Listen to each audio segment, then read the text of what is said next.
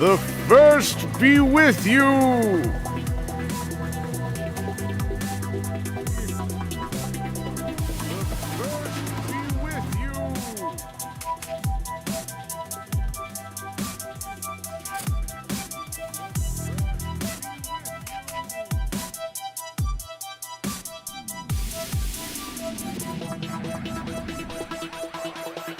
I hope you're ready for some fun!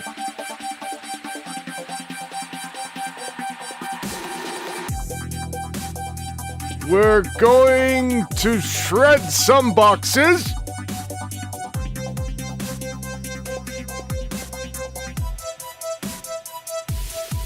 And maybe have a surprise or two.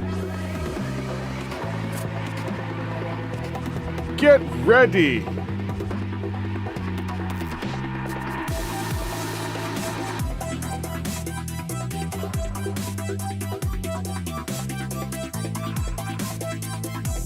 Now let's get our supplements in quickly.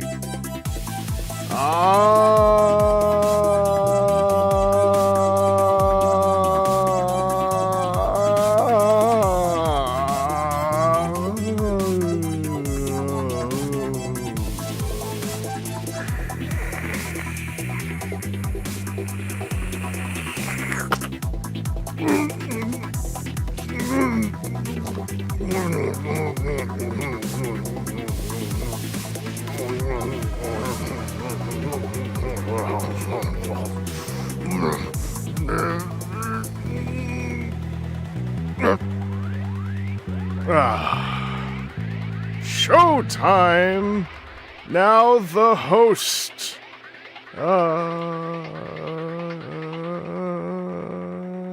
Hey there. Welcome to the stream. I haven't streamed enough lately. And it's time to fix that. It's time to put up our dukes and lay some pugilism into inactivity by breaking its jaw with our human fists. Welcome. Let me get my mouse sensitivity back up. I have to, in order to operate the puppet, I have to turn my mouse sensitivity way down or the mouth is impossible to control.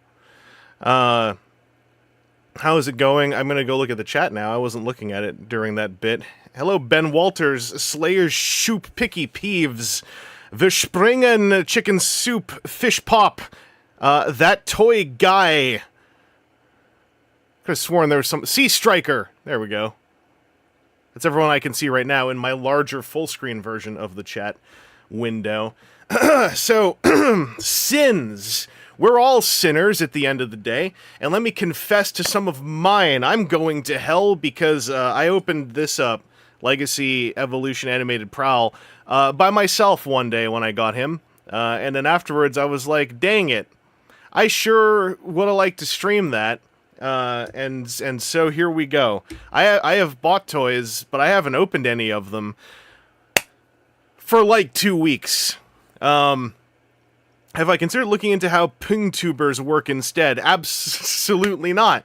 Why would I do things the easy way when everything can be hard and difficult? I got a stack of things. Hello, TF fan page 101 V Riders CH. I'm counting up every sin, yes. Butterboy, what's up? This is something I gotta fix. Someday. Not today. I'm looking over here to look at the chat, right? But on the screen, I am not looking at it. That is messing with the ludonarrative of this experience, and for that, I also apologize. I have also sinned. Where's my cat o' nine tails? Sinner! Sinner! Okay. So I do have some toys that I want to open today. You calling me a ludonarrative? Hot dogs or hamburgers? Hamburgers. Hot dogs are a better concept, more enticing concept, infinitely more frustrating to eat. And yeah, Prowl is fun. I like him. He's definitely weird, and the back of his bike mode feels like there are tabs not working, but those tabs aren't actually there, so it is working. It's just like, it's like you don't get the moment. You don't get that last little moment that I would like. But it works.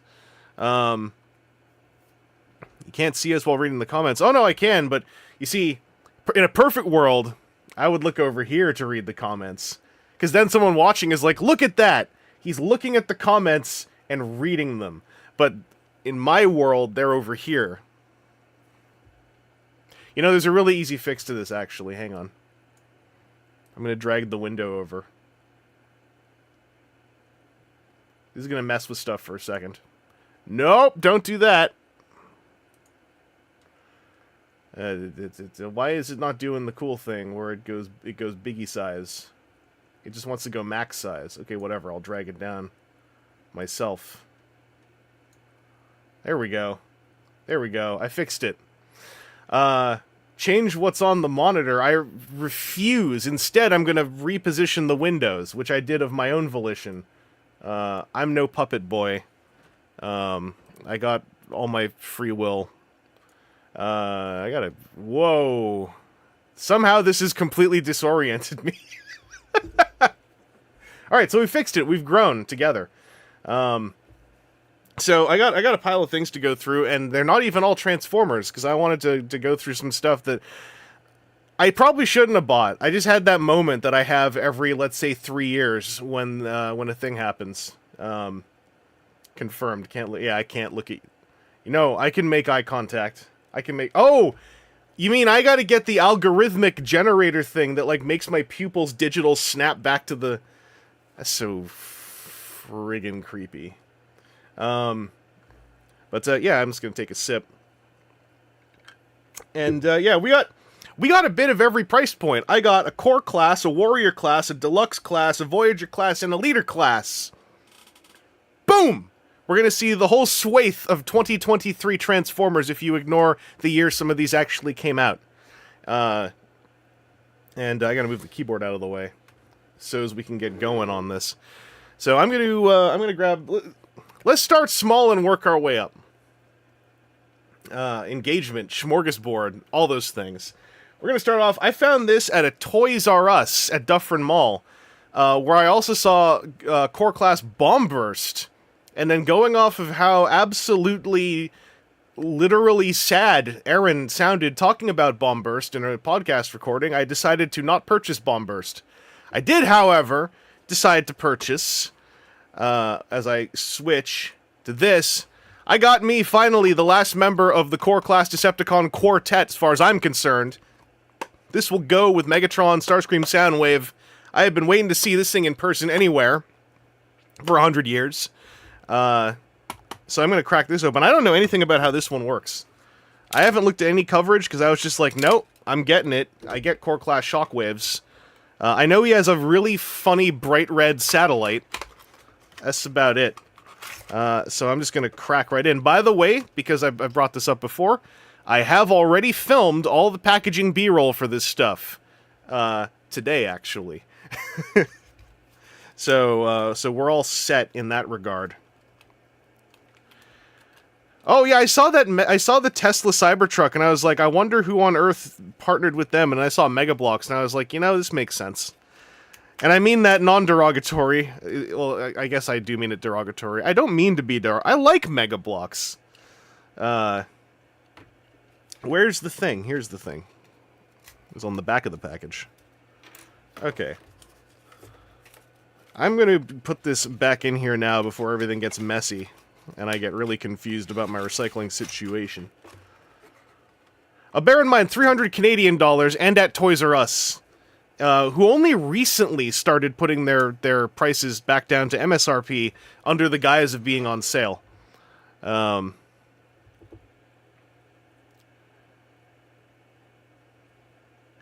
He has elbows, he works, yeah. This is weird. I'm so used to the chat being on the other side of my monitor, I'm now getting distracted by it literally instantly. Also, I'm going to lock the focus on this webcam, because this is bothering me. So let's do that. Hey, C920. Why don't you learn how to pay attention to what you're looking at? It never saves these settings, so I have to do this manually. But also, I don't mind, because I wouldn't want it to save these. I get confused when I don't know why it's doing this stuff. There we go. That's about a good spot. What's the exposure going to do? What could the exposure... Oh, yeah, I have to set that to non-auto. What could this possibly do? Oh, that's dark. All right, let's leave it there. Let's leave it there. Okay. Robot Lorekeeper, we are, in fact, yes, highly live. Damagingly live. I'm going to turn my little AC back on because it's like 20 degrees Celsius. And, to me, that's too warm. The knees on yours are loose and he can't hold his orange slice. So the knees on mine are a little bit jiggly. They are not... Oh, that's weird. He has two knees. Well, he has a transformation knee and then he has a ball socket knee. So the transformation knee is a little bit loosey on one of these. It's not too bad on one. It's a little looser on the other. Can he hold his pepperoni? Mine can hold his pepperoni.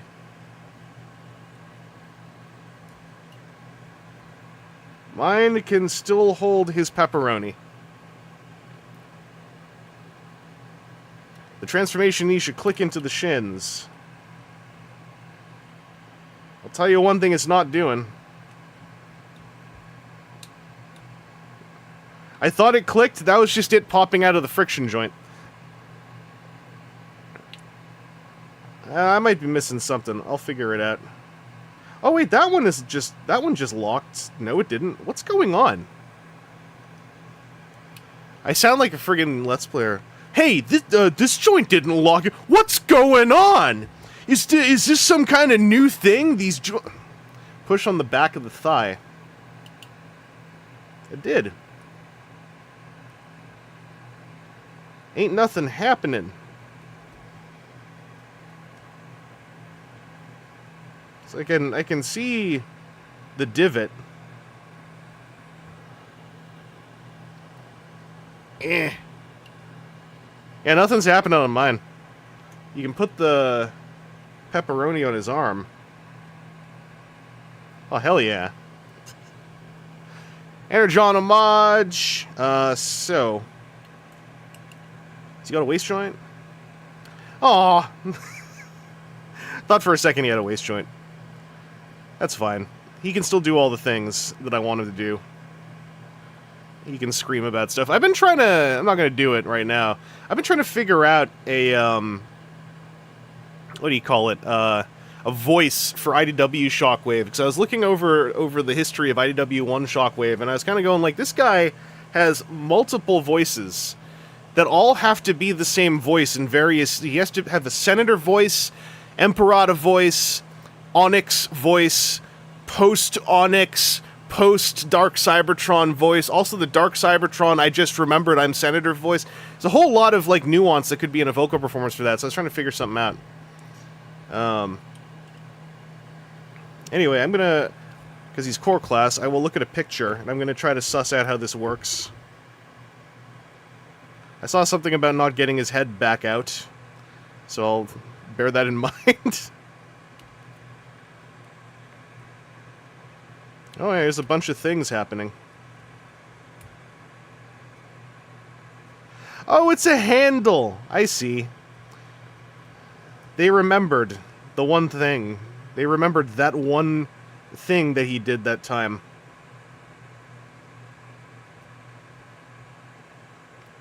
So there are a couple of tabs. Oh, okay, I see. I gotta make sure I'm staying on the screen here.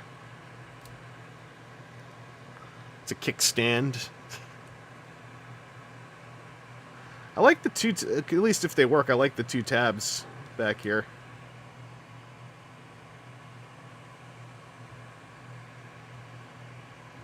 I'm gonna shine my little light of mine over here just a little bit. This might be a little intense, but this will help me out.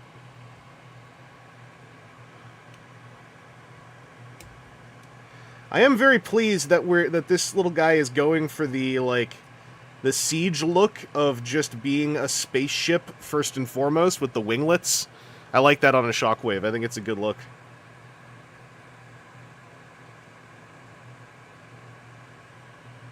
This feels like it's butting into something.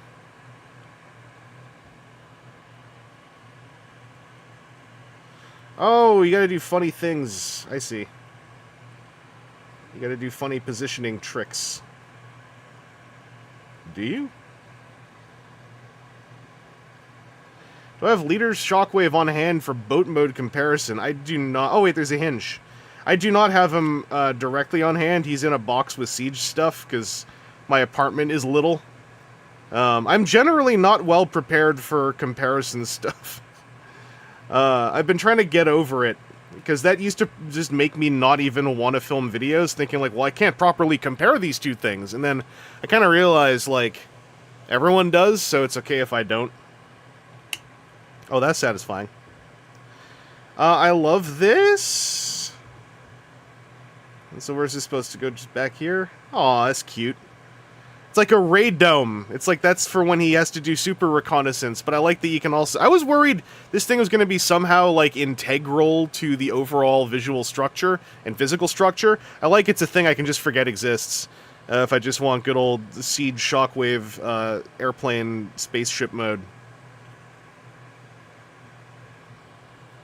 I feel like mine is... You see that little uptick? I feel like I haven't done something quite right with the legs. I haven't got the geometries all entirely correct. Except that I have. I'm just looking at a photo. I think that's just how it is. This might be an optical illusion, too. It might not be actually as... Like, in my view, I'm seeing, like, a little arc up on the tip. Can I stick this thing in the other way? Oh, it doesn't quite fit. It bumps into the arms. I was hoping you could also have it... Well, it kind of holds, I guess. But it's definitely not, like, properly in there. I thought that would be kind of a cool look. This works, though. This little guy is delightful. I have a Facebook notification. Someone liked my page. That's timely. Oh, it's like Huffer with the weird arc. Yeah, yeah. That's fine. End of the day, it's not like he has to be aerodynamic. He's going through space. And he's an alien robot. I'm sure he has alien reasons for this working. I'm going to try turning him back.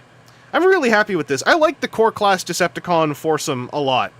Soundwave, probably the weakest. Because he's just catastrophically boring for what he's doing. But he serves a role and he doesn't fail at anything. Really, he's fine. I like all of them more than core class Optimus. I know I'm kind of in a boat alone in that, but yeah, this little guy definitely is on par with Megatron and Starscream, who are lovely. I think they are great. I think everyone should have those. That Megatron, I think, is one of the best Megatron toys in a while. Highly underrated. Oh, that's cool. And I keep hearing these things, man, like, I can see the little inner divot that this nipple is supposed to dock with, and it just ain't. Like, I don't even feel it almost going in, it's just literally like I'm rubbing two bricks together, like there's nothing happening. And there, I thought it did something, but that was the friction nubs popping out of the friction joint, so yeah. I can see how this would work on some copies, it's not doing anything on mine. Maybe it will eventually. Something is popping in and out, it's just that... Yeah, it's not doing it the way I think that it's supposed to. It's fine. He's not falling over, so it's all good. Toy Guy, you're on a spending break. Well, you have me constantly almost buying that mask, so intellectual checkmate. I'm so mad, by the way. I want the Optimus Primal mask transformer, and that thing costs, like, more than a Voyager. And I can't right now. I cannot. It's a bummer. That if that thing was $30 Canadian, I'd be like, yeah, let's do dumb stuff. But oh yeah. I don't like how much it costs. Yeah, you can use the flap almost like a what do you call it? A linkage articulation point to go like, ooh, look at that. See, it's like clicking up into place, kind of, but not all the way. But yeah, you can also cover the ball socket joint if you want it to look like you said, there's more going on with the knee. I don't even know if you can hear that clicking noise, but that ain't the nipple clicking into the docking nub. Yeah, I'm gonna have Shockwave chill out. Let's have him sit. Oh, we can't... There we go. He's just kicking his legs, having a good time. Oh, yeah, Vertebrake. Vertebrake's choice. Rat Trap, I don't mind. Rat Trap, I liked Vertebrake so much more than Rat Trap and Optimus. And I liked Rat Trap more than not. I just don't like that core Optimus that much. Every compromise is, like, specifically not in tune with my taste. I'm curious if maybe I'll like the hand feel on the Nemesis version more, but I haven't seen it. Also, core classes are $16-17 in Canada. Which means that they're not haha funny purchases. That's why I haven't picked up Spike in the exosuit, because he comes out to nearly $20 after taxes, and I'm like, that's no longer a funny haha purchase. Speaking of funny haha purchases, for the same price as a core class at retail, I went to the Dufferin Mall, and I'd walked by this spot a couple times, and I was like, I wonder who that is. And then I decided to go in there one day, and I was out on my Snarl hunt, and I went in there, and I found a Snarl, and I also looked at the price tags, and I was like, oh, it's you! Because the price tags, and if you're in Canada, you'll understand this, the price tag said toys, toys, toys. I found them! I even recognize some of the stock in the store from back at the Eaton Center. So Toys, Toys, Toys, not gone. They're under some new name I can't remember, and they're in Dufferin Mall next to Spencer Gifts. Boom. Face forward, you got it. You got it. Anyway, so for like 18 bucks, I got Snarl. Finally, I got Cyberverse Snarl. I did not want to pay the Warrior price point for this. So I finally got me a Warrior class Snarl. This means I think I have all of them except Swoop. Because I never got the Crash Combiner because I just couldn't. I did it for Bisque and Hard Saberhorn. I couldn't do it for that Swoop. So I need to get my my subtle little cutting implement out here. Yeah. Wait, what am I doing? I can see the seam. Ah, no returns, baby. No returns. Now, this is what an instruction sheet friggin' looks like. All right, look at this small-time austere nonsense. Oh, I'm for collectors. Look at my quiet color palette. All right, what's up? I'm a transformer and I'm fun. That's an instruction sheet right there. All right, that's blowing out my exposure. That's good stuff. I remember one thing I heard about this guy, which is that his Thagomizer is an entirely separate component. Yes. Okay. We're gonna trim these plastic ties, because this is an environmentally unsafe packaging system.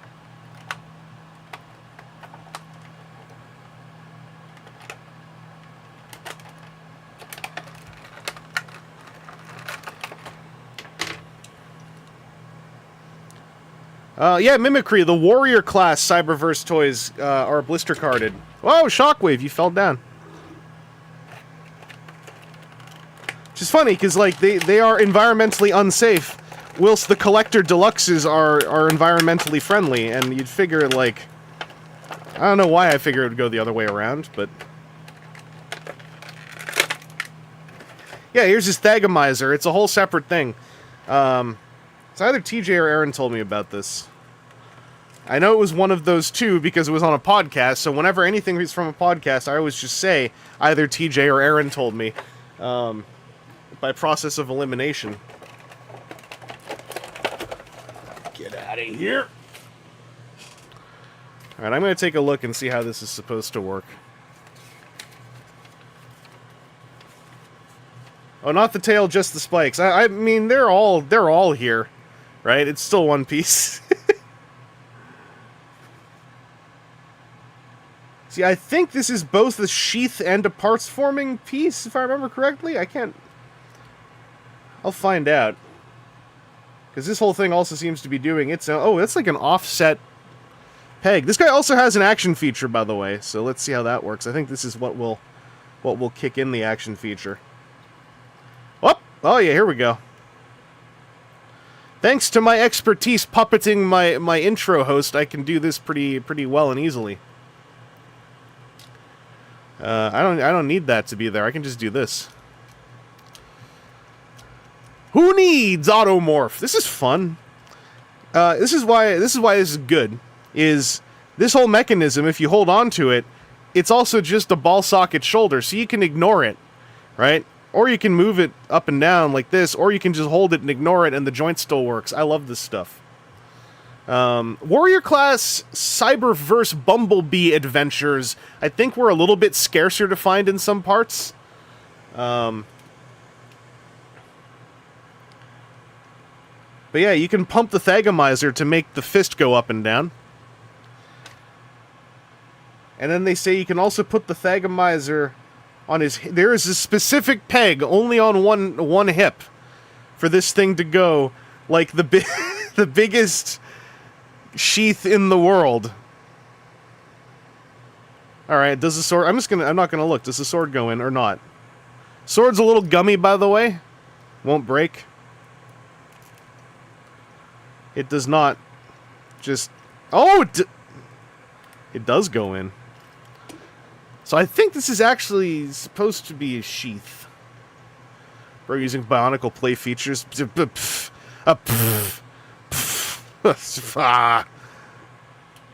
Maybe. Maybe I never had any Bionicles growing up and I'm just believing you. So I wonder how this works, because this is from... So if I understand correctly, the Cyberverse toys are from the mysterious LA design group, who always have, like, every now and then really interesting little ideas that I really like. So there's a separate elbow joint for that.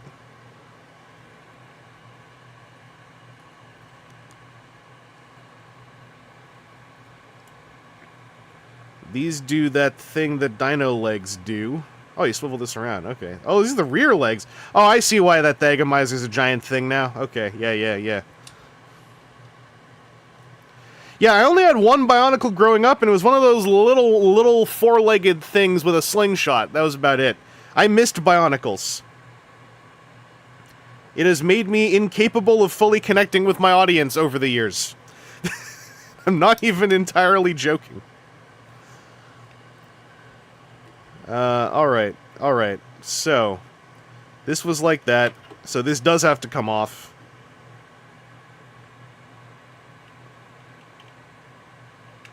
Stick his head in there. Whoop! Oh, there's the holes. I see.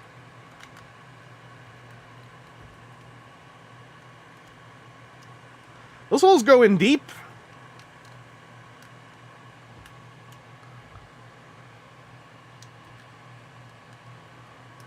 Did I have to do this at the end? Maybe I did. Oh, no. Okay. So, Cyberverse Snarl solves the problem of Snarl having a stumpy tail and, like, no Thagomizer by just having it be a whole-ass extra thing. I don't hate it. Four-legged thing with a slingshot, does he mean a Visorak? I don't know. It came in a large gotcha bubble. That's all I remember.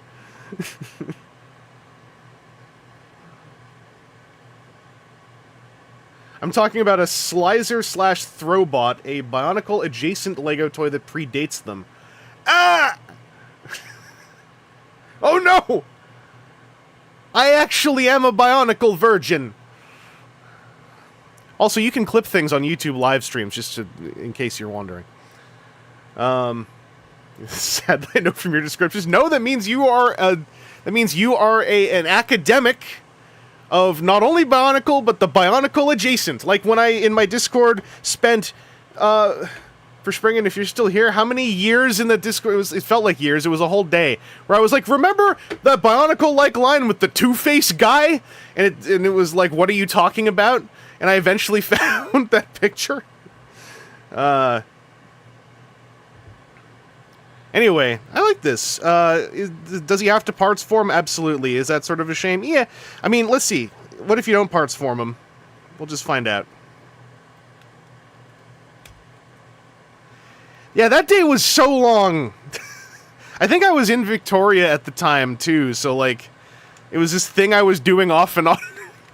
Like, while I was doing Victoria things, going like, no, there is a Two-Face guy!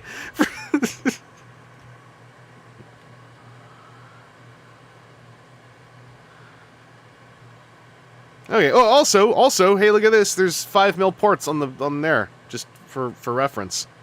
So yeah, we got.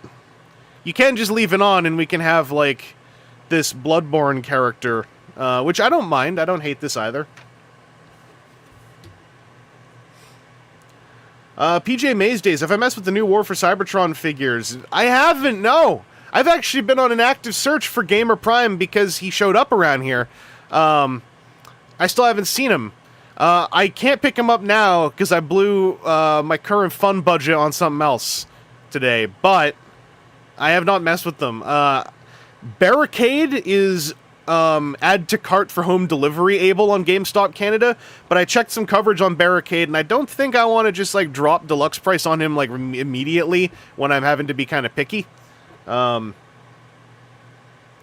Yeah, I tried, Toy Guy. I have been trying to manifest gamers are avoiding me. Gamers want nothing to do with me. They can tell I'm fake. They're like, They're like, this guy, he's gonna scratch his back on a stream with his own hand. We can't have that in our gamer society. You love that the colloquial name is Gamer Prime. Yeah, he's G2 Gamer Prime. G1 Gamer Prime is the TCG tutorial Optimus, obviously, but yeah, this is kind of neat. This guy can he? It's all bendy plastic, so if you cheat by bending it, look, you can almost grab and unsheath. He can't get it out. Yeah, you have to do that, but he can almost grab and unsheath. Yeah, logos. I've seen so many photos with the Corbot War Axe in current Gamer Prime, and it's like a match made in heaven. Like, Barricade, one friend of mine recently picked him up and said that he felt pretty good. Like, you know, in hand. It's like, yeah, it's a stonky little deluxe who turns into a cool thing. It's just a shame that, like, he seems to have a lot of collision jank that, like... Some collision jank I'm okay with messing with, but, you know, when I want to be picky for a couple weeks, that's the kind of thing that makes me go, like, I'll come back to you. The fact that he's still add to cart on GameStop Canada last time I looked earlier today also has me feeling like maybe there's no rush and I can just pick him up at my leisure when I get some more money. Wouldn't 2010 Gamer Deluxe be the G1 Gamer? No, because that's before we had... In 2010, we didn't have the word gamer. So we, the word didn't exist yet. Back then we called them video gamers. It's a different world. Corbot, I once upon a time was aware of where they existed in the meta universe, but I can't remember anymore. Anyway, shall we move on to a deluxe? This little guy's cool. If you can get him for, like, less than Warrior price point, like I did, by the way, they have a couple more at that formerly Toys if you're in the area. I think this little guy's cool. I think if you're gonna have this thing be parts forming, leaning into it and making it a full-on, like, sword sheath is the way to do it. Also, like, demonstrably, you could, you know, you could have it be the real big sword. This is like a Bloodborne weapon when he, like, unsheaths the little sword, then he trick weapons it into the Thagablade. And then just starts to bonk. So there's some cool stuff going on. And he has a neck joint. I was just realizing I wanted to check that. No thigh swivels, but he's got a neck joint. No waist joint either, but a neck joint. So he can look. He's got one of them. Yeah, gamers didn't exist until they started harassing minorities. There you go. Picky Peeve's got the history now. Anyway, we'll have this fellow Bloodborne, his weapon over here. We'll go to a deluxe. I finally saw an Evo Fusion Junkion. I still haven't seen Scraphook anywhere. I'm not joking. I have looked. So, I can't do the Scraphook crash bar thing. I don't have Scraphook. I haven't found one. I thought as a Wave 1 Deluxe, he would just be around, you know, and I'm also specifically talking GameStops where I get my discount. I think I could probably get one, like, for full retail, but I don't want to. But yeah, all I've got here is Crash Bar. It sounds like everyone else got all the Scraphooks. Now, we gotta find the right seam so we can preserve the packaging. Oh, Shockwave fell down.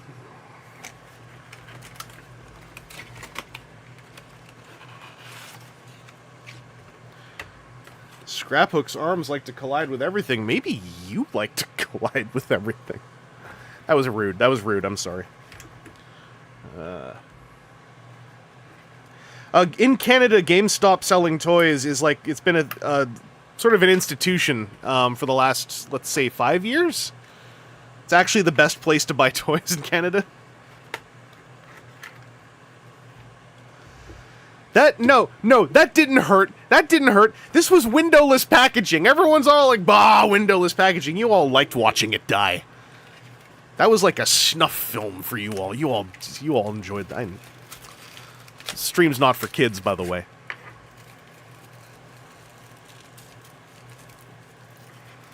All these bits and pieces here. Oh no, there's bits of tissue everywhere. Damn it. And now I don't have a nice clean box to put all these bits in. Who did this? So I know I saw how this is sort of supposed to get arranged. I know you're supposed to put these like that. Yeah, Toys R Us Canada, in a shocking show of hubris, they put everything back to MSRP, but they have portrayed it as everything is on sale, and they still show the old funny price crossed out, which is interesting. Ooh. Weird knee. But yeah, this little dude, he's got the Evo Fusion things. So yeah, you can pop arms off. You can pop leg. What's funny is in the instructions, it seems to imply you can pop the head off. I'll note the head is on a ball socket joint. And it ain't coming off. But that's okay. We can exercise physics. There we go. So according to the instructions, I'm supposed to be able to do this. Nothing about this feels intentional, though. Ah! So that's interesting. Oh, there is something I did want to check. Yeah, Toys R Us Canada has MSRP Origins Jazz now in some locations, not any of mine. Although I've got a hookup eventually, so I think I'm secured for one, thank goodness. I did want to know how this guy looks when he's like, you know, he's a motorcycle Junkion. So I wonder if he's got room back here to like ride a version of himself. I know. Let me just manifest something for a second.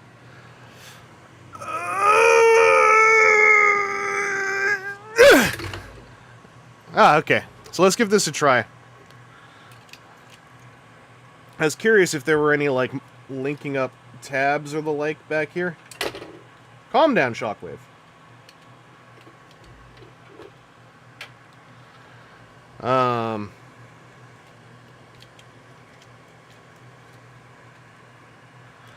Oh, okay.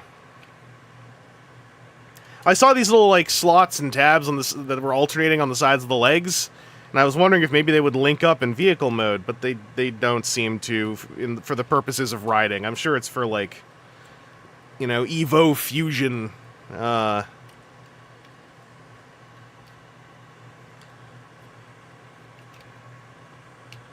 Can you at least please reach the handlebars?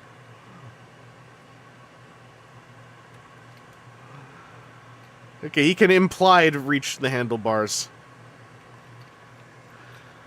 You know, a lot of people like to dunk on my personal pride and joy, my large collection of RTS Junkions and various colorways. You know what RTS Junkions could do? Like that? Ride themselves. You know what this guy doesn't seem to be able to do? Like that? Ride himself. Neither could the Studio Series Wreck Car. Something was lost. Something valuable was lost in the pursuit of screen accuracy. And that is Junkions riding themselves. Like, he balances on there, but it just don't feel right. Unfortunate. I will say I did already try this, too. Just to you know, I won't show you the struggle I went through, but unfortunate.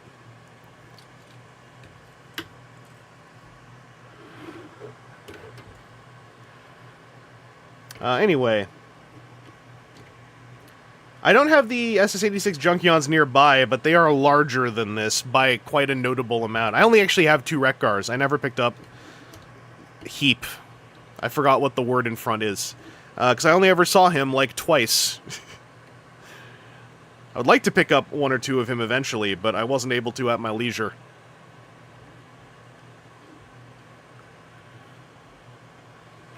John Hasbro bike. Or like John Hasbro doesn't know what a bike do. But yeah, I have been... So, in the little time void where I was manifesting my second one, I have messed with this a little bit, and I think this is a super fun figure. If literally the only two problems I have with him, one of them is new, is he can't ride himself, and the look of the bike mode sadly does rely on these 4 accessories. It relies on them a lot. I will demonstrate that. But the transformation's pretty cool. I kind of wish it didn't... Like, these things you can leave off and is fine. The saddlebags, though, add not only a really good piece of visual chunk to the silhouette, they really perfectly lock the back structure together. And you don't need them, but it doesn't feel as cool without them. I do like that his head perfectly seats back here. Also, that thing, like, just clicks nicely in place when you pull it up. You can't do this. I tried. His forehead bangs into something. He must always be looking out the bottom. I think it's in character in a way. Meat. What's up? But I like this transformation. I think it's cool. I like that the asymmetric spikes back here are actually designed with a reliance on turning the fist 180 degrees to move the knuckle mush to a certain position. Yeah, keep your eyes on the road. And then these things like have little click points. They aren't clicking right now. Oh, they're there. There we go. There we go. Little click points. So it's like a little solid nub, right? A little solid block up there. And you get to do some fun asymmetrical Junkion shenanigans, which are always a good time. Now, I'm curious if this will be as haphazard as on the other copy. Because these tabs got to go into slots on here, and because these bits can swivel inwards on the bicep swivels, it can be a little bit tricky to get things to line up. Also, it's very easy to just pull the leg off while you're transforming it, so don't feel bad if you do. It happens to everybody. Comes with experience, you know, as you get used to wielding the leg. Oh, that went in way nicer on this copy. Okay. This might have just been my first one.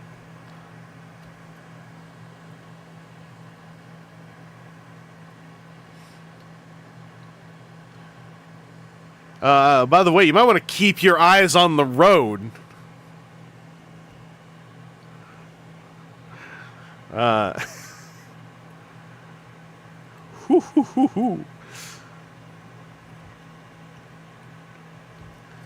yeah, that's basically the transformation. This looks fine. This looks fine. It's just, this is, you know, sort of chilling out back here, and it's pretty easy to... Actually, no, there we go. It's relying on, like, kind of... This holds together, but this is sitting here going, hey, why haven't you plugged the saddlebags in yet? And it's like, I get it. Because, like, they're staggered even with the peg placements. Like, this one is a little bit more in than the front one. So it's very, very by design. And that's fine. Really, the main thing about this that bums me out is neither of these pegs are where this saddlebag piece can sit through to robot mode. It just doesn't chill out. Is that all that wheel does? Spoilers. So yeah, I'm going to double check. Maybe my last instruction sheet was a misprint. I'm just going to check something.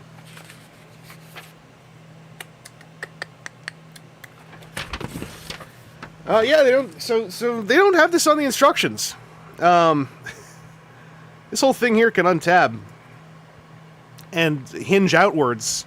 Both of these parts can do this, and they have differently sized holes. One of them, I think, one of them is a 5mm. The other one is like fatter. And then you can take this wheel out, and this has like, you know, a geared thing. And if you mount this right onto a port, now I gotta, here, I'll put it back here. If you mount that on a port, when it's mounted, it spins. It's really cool. I don't know why it's not in the instructions. Meat. I, in fact, don't have scrap hook. I still have not found a scrap hook in person at a GameStop where I get a little discount. So, I can't show him next to scrap hook. I have somehow still never found one. Oh, Toy Guy, another finger broke off Commander of Stars. How many days has it been? For reference, Toy Guy has a third-party Galaxy Convoy, Commander of Stars by TNR. Who seems to develop a new materials failure approximately every 18 hours, if I got the math right.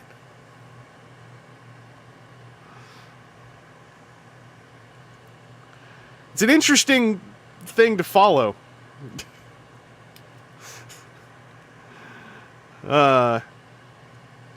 Face forward. A friend of mine got one and broke 3 fingers off on the first day. Well, that's rushing it. You gotta let the materials failures develop over time. That's what I've been learning.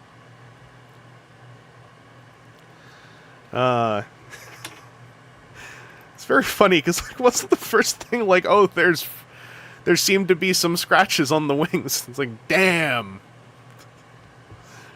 I don't want to spoil too much. You keep telling them to pace themselves. It's unfortunate. Also, what these things do, by the way, is you put them in like this, and then there is a slot there, and a little staggered tab down there.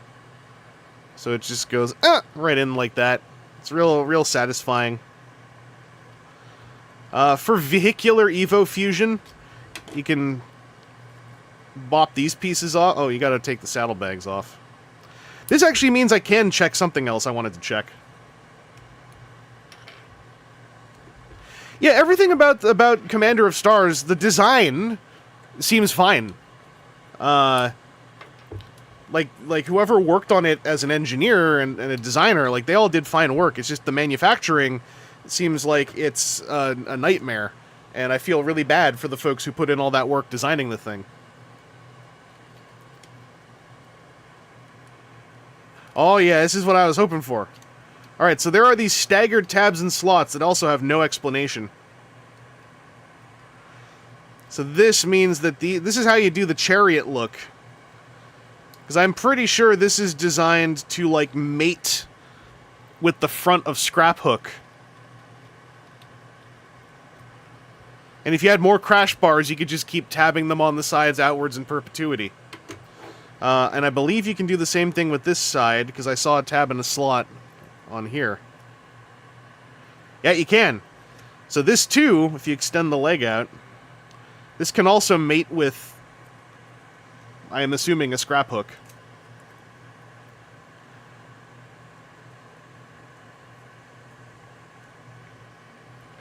So that's cool. This is like something. This is the beginning of something. I don't have enough... Oh, wait a second. MF. We're Evo fusioning. That is 100% leg! Look at that. That's actually kind of cool looking. If you forget about the part where if it transforms, it's just 4 disembodied legs. These two parts are like... Please put me back together! This is kind of cool. Can I Evo fuss in real life? I can, but I can't do it on stream. It's against TOS. The bike equivalent of an armchair. Yeah, I guess if you really, like... Well, you can mess around with the, all the joints that are in the same spots. Here, this is more like a caterpillar. Armadillo. Pillbug. Pillbike. You can fold one handlebar out each side. So you can pretend someone's holding onto those. Oh, look at this. Look at this, actually. When this thing's rolling, it's like...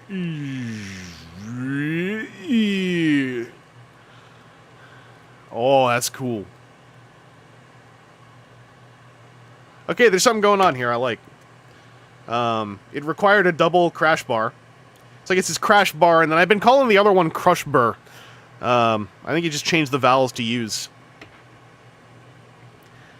It's the fact that it's 4 disembodied legs.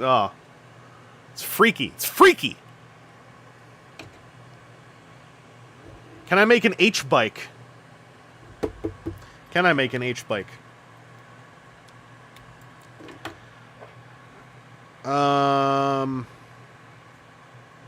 I wonder.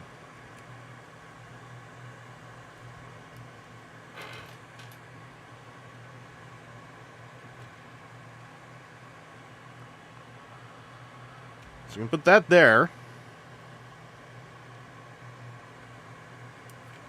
Hey. Transformation hinge is being a finicky fusspot. Okay. So we can do that, and then...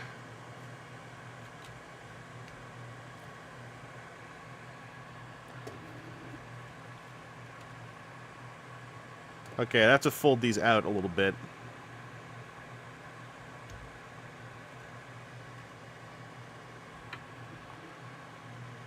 Can I make an H-bike? Doesn't fit. I'm missing something. Alright. Oh! Yeah, you can. Big bike! Oh, and then you take the other one.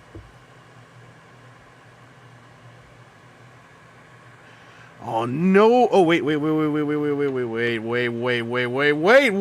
a second. Boy.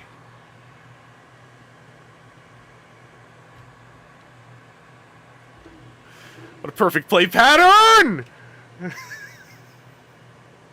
Look at this thing!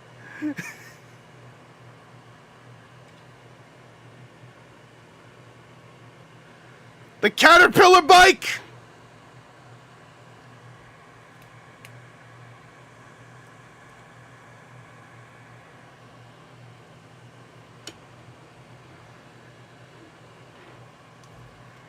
I don't know where I'll put the saddlebags yet, but look at this!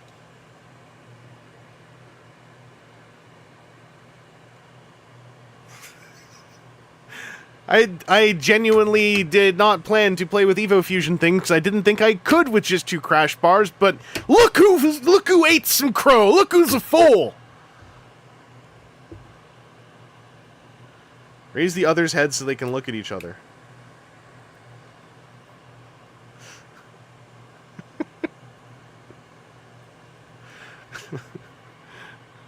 I love you, I love you, I love you, I love you, I love you, I love you, I love you. They're just like plowing through friggin' warehouse, exploding through everything. Love you, I love you, I love you, I love you. Yeah, it's perfect. Doesn't tilt over either. It's very solid rolling base. Oh, we did good things today. I'm just gonna put these on so I don't forget them.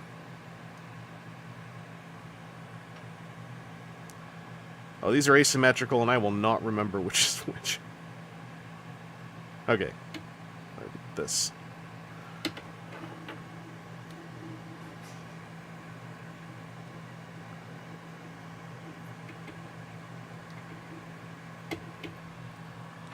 It's also, like, obviously the saddlebags have got sculpting and ports on the back, so they're kind of like thruster boosters as well, so now we've got our locomotion.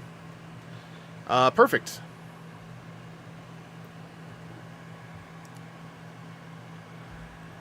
Alright, so that's our Deluxes. Now, we can move on to the Voyager. This is getting crowded. Let's put this over here. Rexodus, I kill any TCGs lately? Not yet, but I'm coming for you, Lorcana. 1 wave! That's all you're getting, Disney. I'm gonna kill it.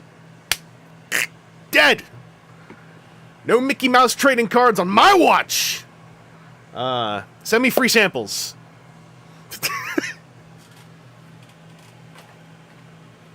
So, for the Voyager, I had a choice to make when I saw this, because these Voyagers are like $5 more than normal Voyagers.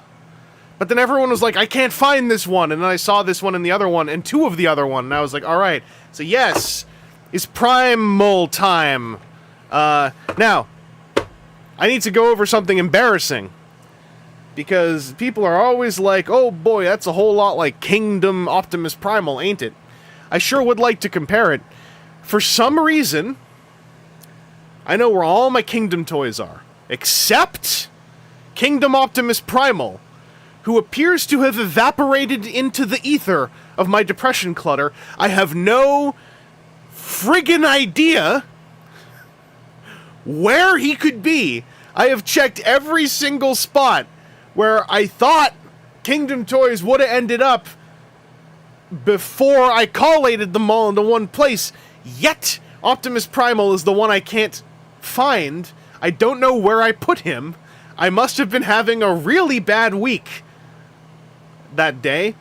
I'll find him eventually. Or I guess I could just replace him with this one. This is the not the core class, but the core line. So we got to be nice to this package.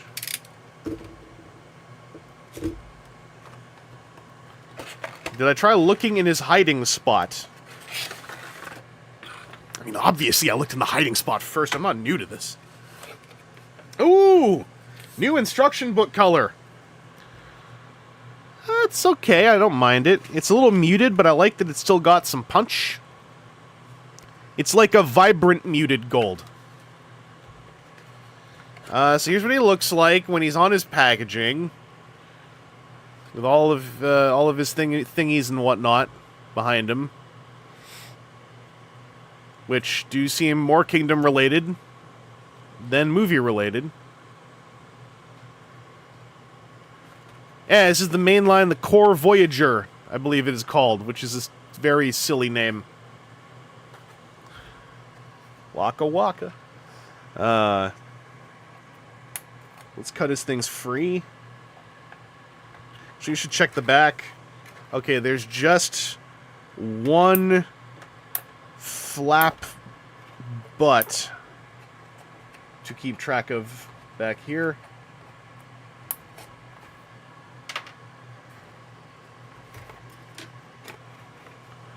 Einmal hinterflappen to be aware of.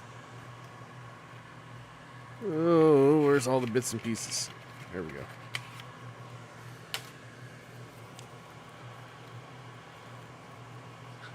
Yeah, take a look at that keister, that butt flap. Oh no, Toy Guy, it was a Walmart. That's good to know that Walmart's just being weird. Also, I have not seen the... So they had this and 2 Optimus Prime. So I thought, well, there's only one of him, so I'll pick that up. They were all gone within 2 days, and I have not seen them come back. And everyone seems to be restocking wherever these were with Smash and Change, which I don't hate, but they cost the same price, I think.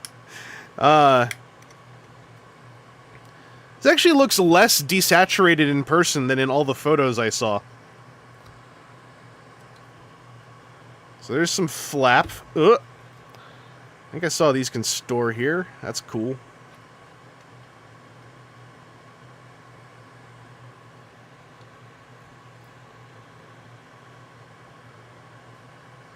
Well, they were £9 cheaper than regular Voyagers in England. That's bonkers. So yeah, we seem to have robot feet, and looks like there's only one set of hands. Yeah, I know, right? Now, in this case, I actually mean the in-hand photos. A lot of the in-hand photos of this guy just kind of looked really... what's the word I'm looking for? Tempered chocolate. And, this doesn't even look very brown to me. This is way more of a gray than a brown. I did also get this with the idea that since he's probably going to get a Studio Series version that is probably going to be a little more impressive, I wouldn't mind like trying to start learning how to apply some of my mini painting I've been doing onto a Transformer, especially since he's a bit of a he's a bit of a canvas just by the nature of the sculpt and the paint job. Grumpy face butt, yeah, I can kind of see it. It's like 2 eyes. Is there a hinge in this? I'm not... Okay, there isn't. There's another... Whoa. Okay, so there's like a flap, and then there is a demure flap. So he's actually double butt flapping. How's the articulation feel? He can T-pose, so he can assert dominance. This thing is jiggling a lot, and I don't know why. Oh. It's supposed to tab in up there. It was not, it was down here. Okay. That's just being in an slightly open package. Yeah, double caked. And no, I do not want to eat it. I can get head. This has got some emotion. That's cool. I was kind of just expecting a swivel. You got a waist joint. One butt flap doesn't come for the ride, but the other does. He can assert double dominance. So he can... You know, you see this coming at you down the way, and you're like, oh no, I'm about to get owned. Thigh swivels up in there. Man can sit. Man can dangle leg. The knee joints are double jointed. Okay, so you can bend them all the way. I was about to say it's a bit limited, but you got two of them. Did I do any more painting streams? I haven't for a bit. I've mostly been just painting as a relaxer. I would like to get back to doing some recorded painting though, because I feel I have been advancing as a painter, and I want to share some of that to make me feel good. There are ankle tilts. So I'm going to figure out a painting stream of some kind. I also have been painting somewhere where I'm not set up to stream it at all, and it's been more comfortable. I got to figure out how to get more comfy over in my painting spot.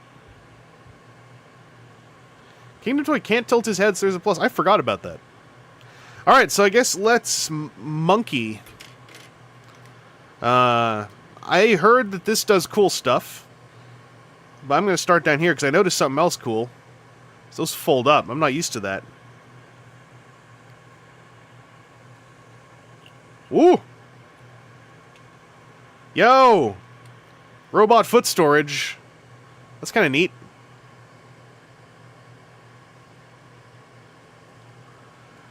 Robot Lorekeeper. I like sitting poses, so that's a genuine plus for me. I put new Transformers on my nightstand so I can wake up to them like a king emerging from a coma to see the face of a trusted knight.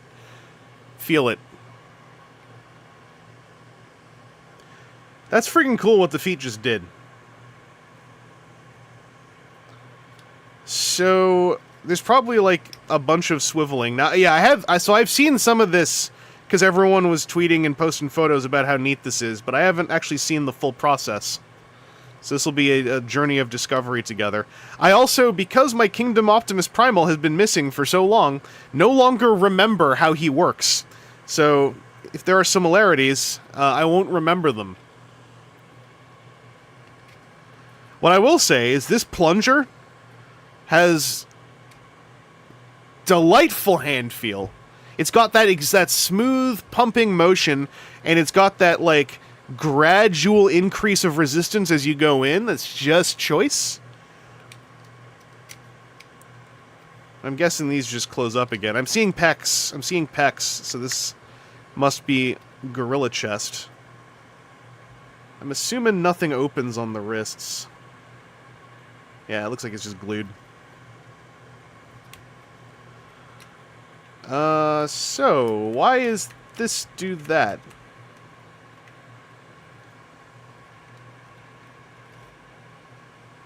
Why are there more hinges here? Or am I just... So these are okay, these are also the LA team. Yeah, I want the LA...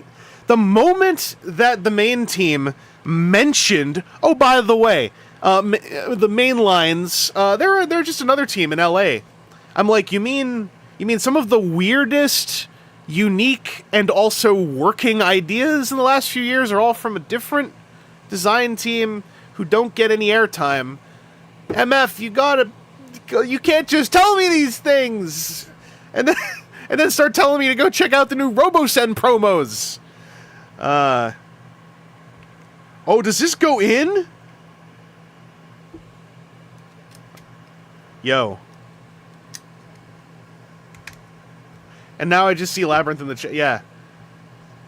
And then this thing's got a dedicated upswing deal. What? Okay. Alright. All right. And now this secondary butt flap, the once demure inner butt flap, has become the anything but demure vulgar crotch flap. Yes!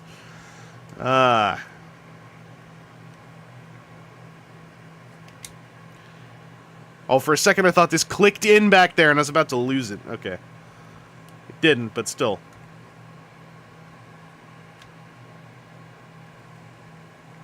Who was saying that this was just a retool of the... See, maybe I'm not remembering everything, but this feels really good. Okay, that was freaking cool.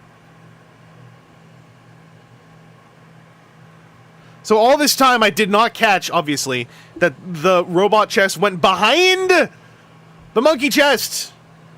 It's freaking cool.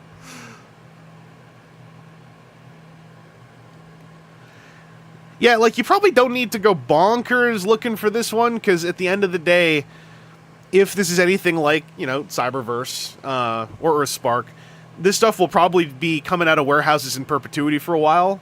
You'll probably be able to cash this on sale. I still probably feel a little bit silly having paid that Walmart retail for this, but also, this is freaking cool. And I'm going to try to make a video of this before the movie comes out, so I can ride some movie traffic, baby! Get some of that movie, what do you call them, view count. Play the game. Be the cerebral assassin. Piggy Peas, damn it, I need this now. Oh, boy. Yeah, this guy is just... Okay, so he can do this. Can he... Okay, I don't care if those fall off. That's superfluous. Wrist swivels, therefore... For springing, you pay 50 USD for the... What? It's alright, we suffer together.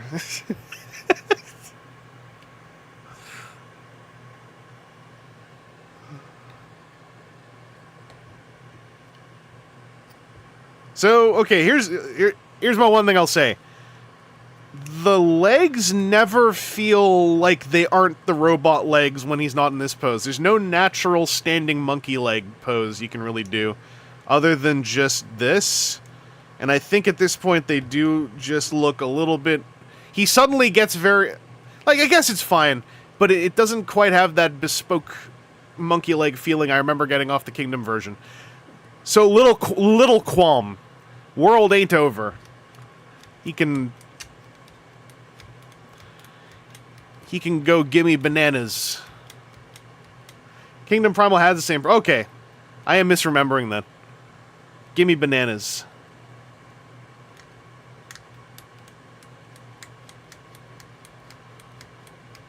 Hey, actually, I'll get closer to the mic so you can hear the trill of this plastic. It's pretty, You hear that quality? It's amazing that he has, like, a built-in quality checker. Yeah, that's bonkers.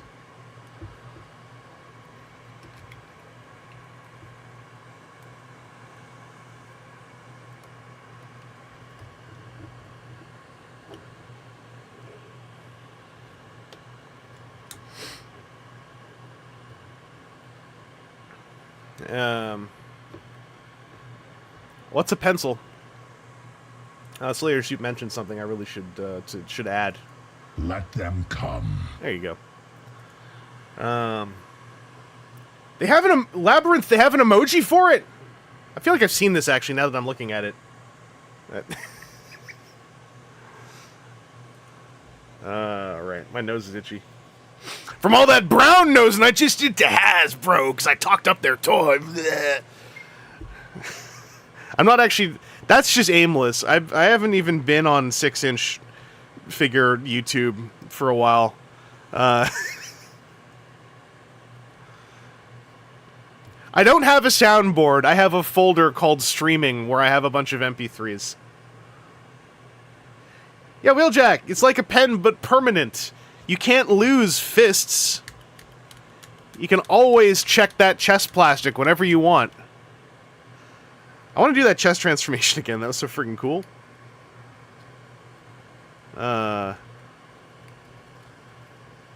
And it's the fact that there's like a little...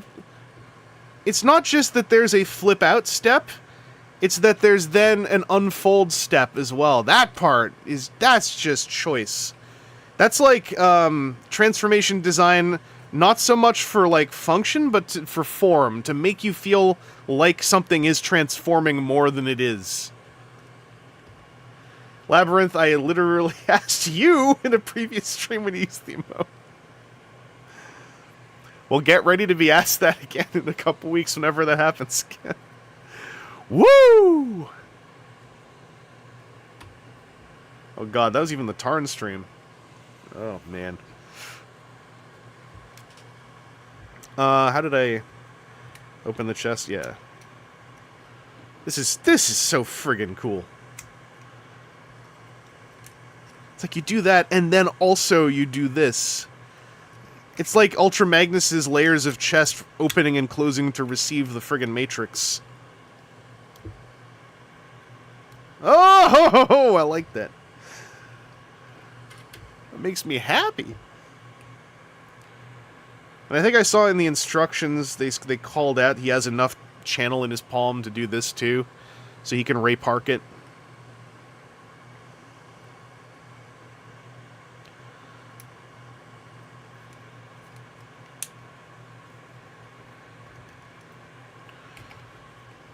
I'm going to cut you. Yeah. I'm actually really happy because, like, in all the photos I looked at after I got this, like, a week or two ago and didn't open it because I wanted to stream it, I kept looking at photos and I was just like, oh, it doesn't actually look all that good. Oh, man, it doesn't look like it transforms all that much. I should have got the Optimus Prime. I'm happy I got this now. I wish I had the Optimus too, because I have heard tons of good about that mainline Optimus Voyager. But hopefully I can catch it for not Walmart price later on. Alright. So, I have one more Transformer to go. It is... Whoa, did I bump this? There we go. It is leader class. However, I do want to take a little aside to go on a little intermission adventure. Yeah, for Spring, and I just kept hearing so many stories of no one being able to find this, that when I saw one, I had that kind of, you know, in defiance of my own panels, I had the absolute FOMO moment, and I was like, I can be the one who got it. So, I don't really buy Marvel Legends. I don't really look at Marvel Legend YouTube or 6-inch YouTube. I make fun of it a whole lot because I'm a troublemaker. However, every time one of these movies comes out and Marvel Legends gets what I would consider to be like creative, really creative, in my opinion, whenever it comes time that they put out a Spider-Man 2099, I gotta pick it up. Now here's the thing. How do you open this? Hang on, we got to be serious here for a second. How do you open this? Because does the plastic extend into this card? This thing feels really hard. Tear it to shreds. Rip and tear. So you can just rip it. Then let's go. It's not ripping.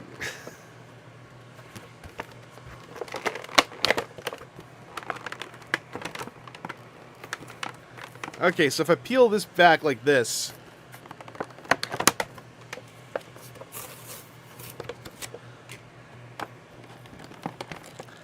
I have still not unleashed the plastic.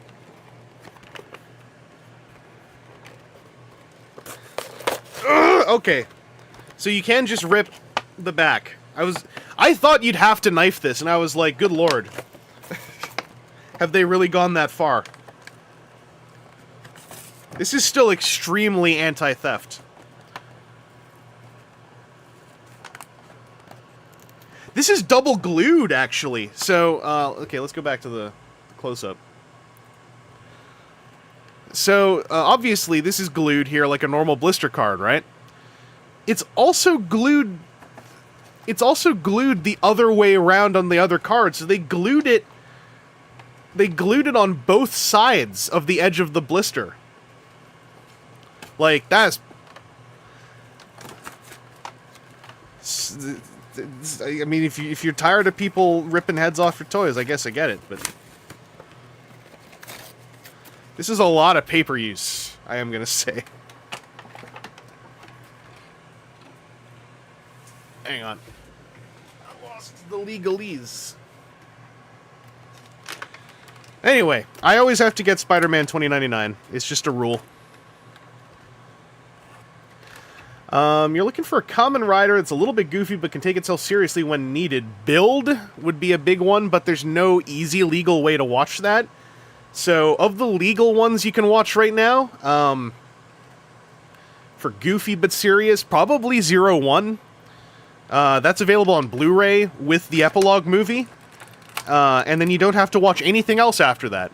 And it's a pretty, you know, it's a fun enough little thing. You get to also see the show have to adjust for the debut of lockdowns.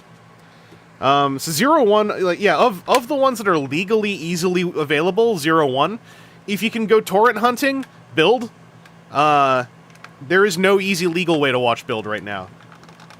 Oh, you're Australian. None of them are easy and legal. Yeah. 01 is still pretty good, but Build is really, like, I think, like, it hits all the marks you're talking about, and I also personally really like it. So if you can grab a good torrent for Build.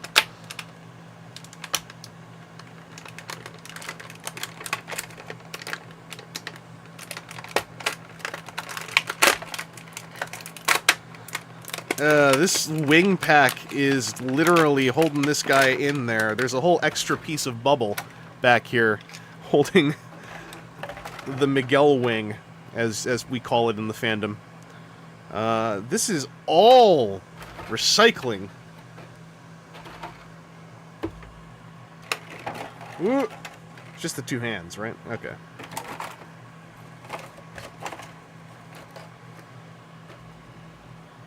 Hello, Not So Alex.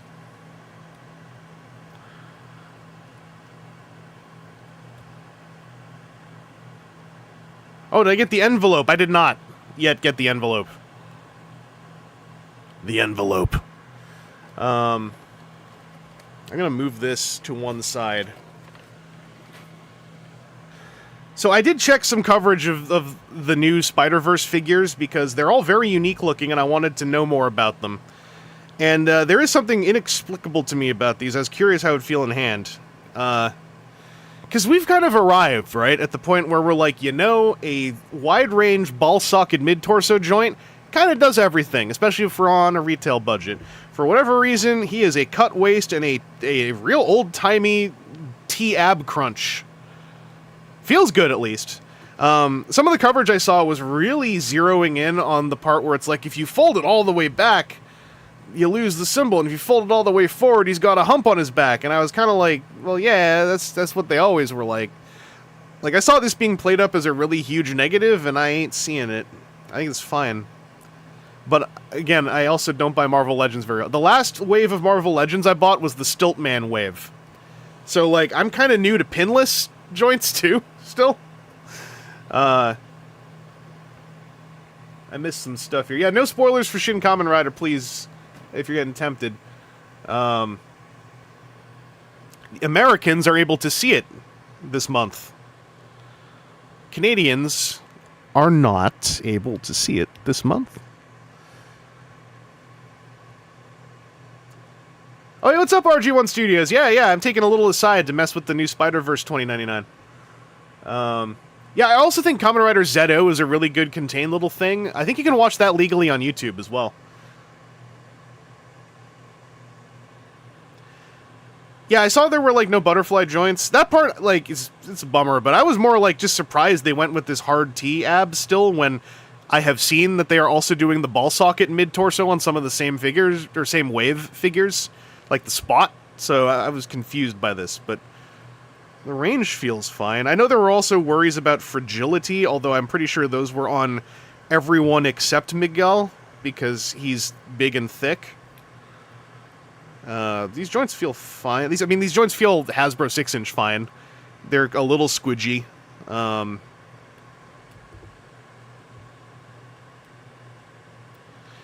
Yeah, Face, I think that we got left out, and I think, I went at them on Twitter briefly. Please do as well if you like. Fathom said it's the North American debut of Shin Kamen Rider, and I was like, hey Fathom, thanks for briefly getting the withered husk of my hopes up for like 2 seconds, you dicks. Because you could go into Fathom's site and put Toronto, and it would give you a theater. And I was like, what? Where's this theater? Buffalo, New York? Haha, funny. Not doable.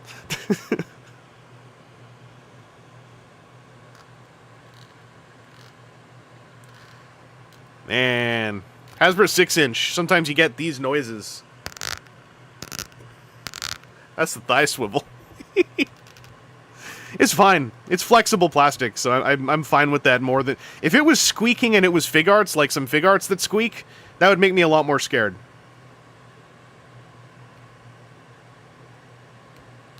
Did I just fart? What was that? Yeah, dog, I just... I got the magic second mic. I got the treasure mic in back to catch the moments. No, it was the thigh swivel. It's when I twist it in the year 2099 when we fart out of our thighs.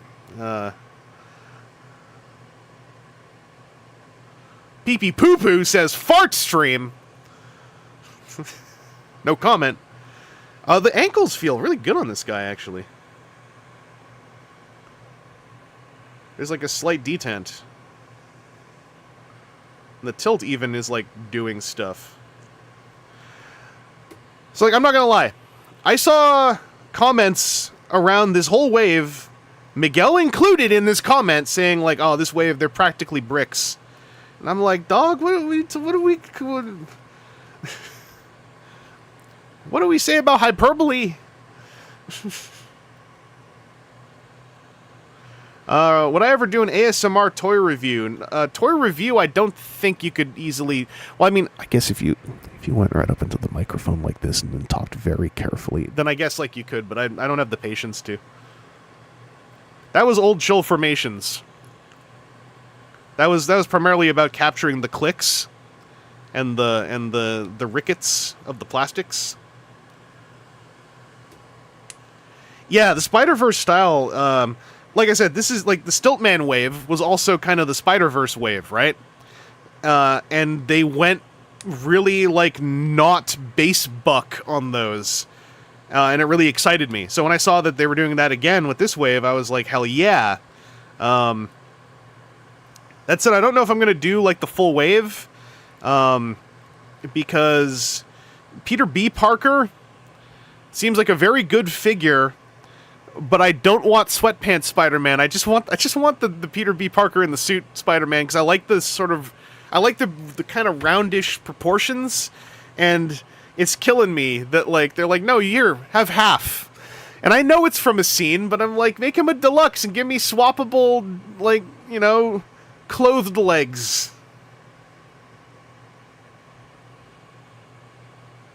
Oh, I did see Cyborg Spider-Woman. She is at GameStop's here. She costs more than a leader class Transformer. So I looked into her, and I kind of understand why. I can't. Like, for what she is, I can't. For, like, nigh $80. Like, yikes, I can't. I see why she is completely asymmetrical everywhere. But... oof! Oof! Like, she's... that package, I lifted it. She's heavy as hell. But that is, like... If that ever gets marked down, like, even 25%, I will be sorely tempted. For what Cyborg Spider-Woman costs, I need to know she's in the movie a lot. And so... I have to wait. I can't. Like, if she's in the movie for, like, 2 minutes... Like, I can't do a gigantic figure for a character who's only in a film for that long. Like, I know that's kind of a thing, right? With movies and toys from movies, but, like, yeah, it's a psychological wall for me. Anyway, I'm really happy with this guy. Grab that packaging. Because I think if I was gonna do any more, I'd probably want to just get Gwen and Miles to get, like, the poster shot. You know, what if I just go, like...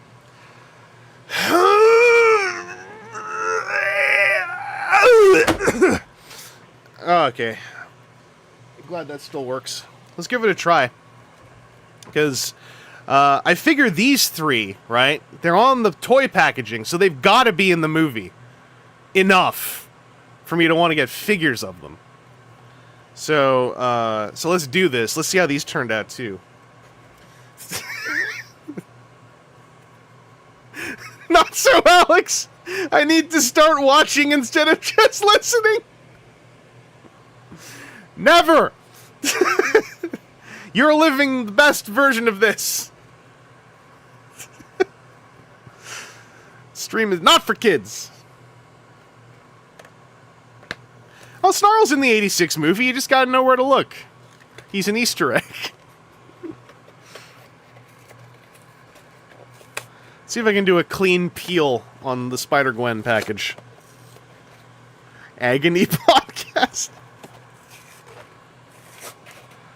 Okay, so I just noticed this is... I never looked at this. There's actually, like, a fold. So this is a single wide piece of card they are sandwiching over top of this. What's up, Road Russell? Welcome. 4 shots, only one of which he moves. And that one shot justifies a whole lot, let me tell you. I need to lean back. I got this to bookend open like this. See, this is possible.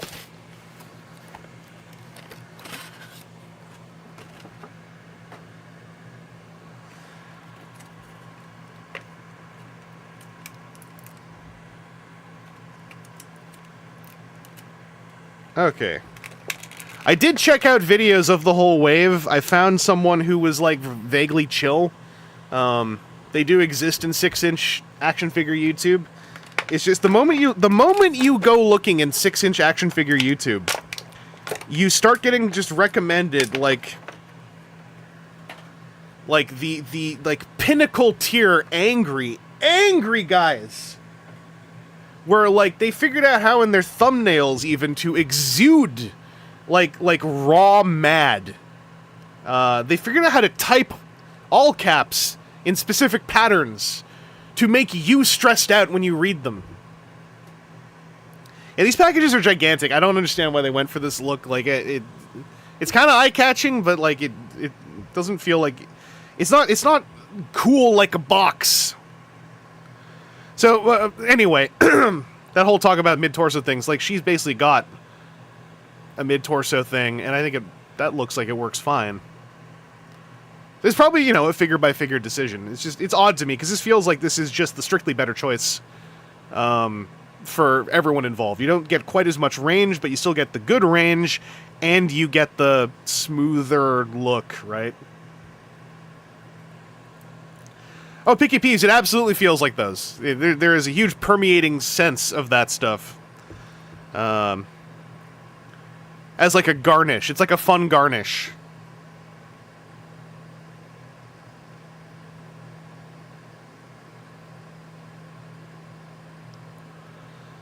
So we can T-pose.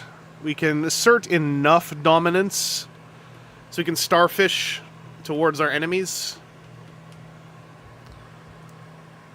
This is one, by the way, where I did catch a lot of the talk was like, she feels so fragile! So I want to see if, like, I agree.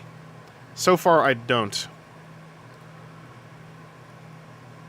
Obviously, she doesn't feel like I can just, like, you know, use fists to bend the joints, but nothing about this feels particularly fragile.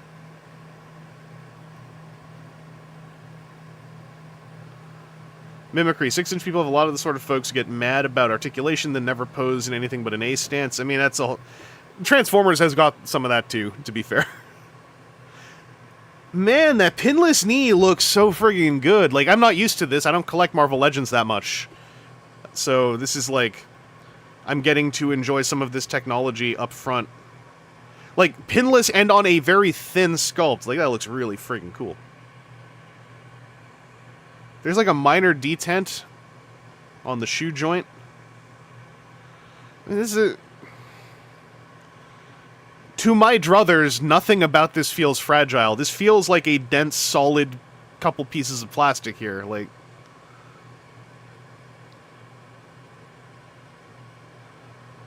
yeah, well, the TF Bumblebee figure, only true fans. Well, we say that, but then like the entire Steinfeld fandom just like burst through my wall, and I'm like, hey, what's up, new friends?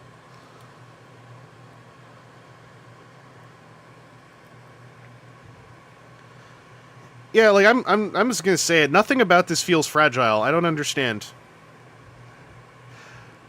What I will say is I did notice, and I don't remember any, because I was flipping through a lot of stuff, just trying to get, like, vibes. I did notice there's a habit among some of the 6-inch folks, when they manipulate the joints, they're like, I'm doing it like this, right? Like, okay, this works like this. But some of the 6-inch folks are like, you can take the arm, and you can swing it 360 degrees around, and the leg goes up like this. And I'm kind of like, dog, like, if that sure is going to feel fragile, yes. But, like, why are we doing it like this? Like, oh, is she matte black, or does this have some printing? I need to look deep. It's matte black. It feels printed, but it's a matte black. It's a really nice matte black finish, actually. I mean, this also goes into Transformers stuff, but, like... And this is, you know, it's not like this is bad. I just don't understand. Especially on a human figure, when it's like, thankfully, you can swing the arm 360 degrees. And I'm like, well, why do we want to swing it 360 degrees? Like, if it could go up to here and then stop, right? And then it could go up to here and then stop, and that last, like, 5 degrees didn't work, I'd still be fine with it. The weirder one is when it's like the head can, if you do it like this, the head can turn backwards, and I'm like, are we, like, why are we doing this, though?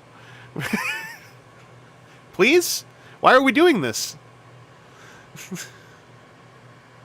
Okay, so she's got smaller hands, so how do the hand swaps feel? Like, that feels kind of Figma, Fig Arts. You want to be careful with it, but it also feels more robust than Figma Fig Arts. Because this I mean, I'm pretty sure this is palm plastic.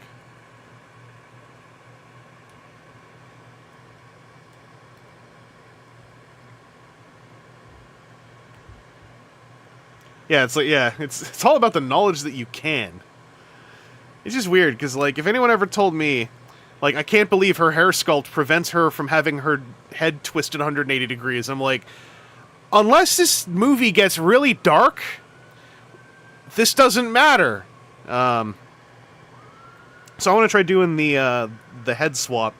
This part I could see being an issue, because the hood is glued to the top of the head, so you gotta feed the neck up there and then push it in, and this could be a little complicated.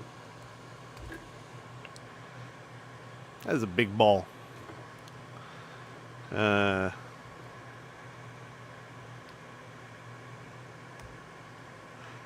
So that felt fine. This is weird to pose, because it's such a big ball joint, you want to get that tilt going, and you can, but the hood is, like, not... The durometer on the hood is a little stiff, so it is fighting back here and there. And if you use the hinge, that looks really, really funny. Something about that looks really funny. That's a cool idea. That looks better. This happens in the movie. I saw it early. Don't worry. Thank you, Paper. I trust Paper Plane. It's a known fact. Paper Plane never lies. So, sorry for the spoilers. Thank you for your great work, Haley Steinfeld. All right. So here's the thing: is this hard to get back off? Okay, yeah, a little bit. A little. You gotta, like, get a full grip. You can't just go. You gotta get, like, full grip pulled, but that still felt fine. Does this feel fragile? Okay, this is the one part, because this has a bit of wiggle, I could see this getting unseated, and since it's pinless, it probably would suck to get it back in there. But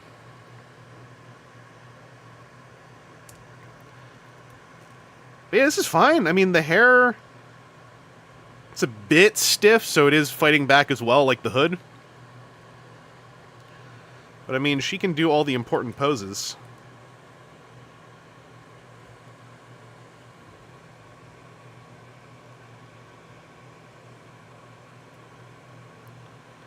If the necks on these, like, start breaking en masse, you know, I'm gonna eat some crow, but, like, I don't think this figure feels all that fragile.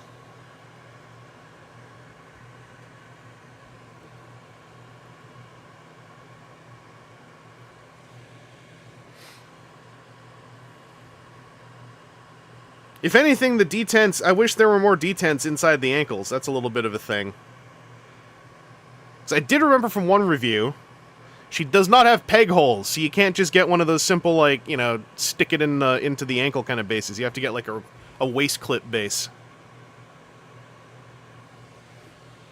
Alright, let's finish the trilogy and see how Miles turned out. I also...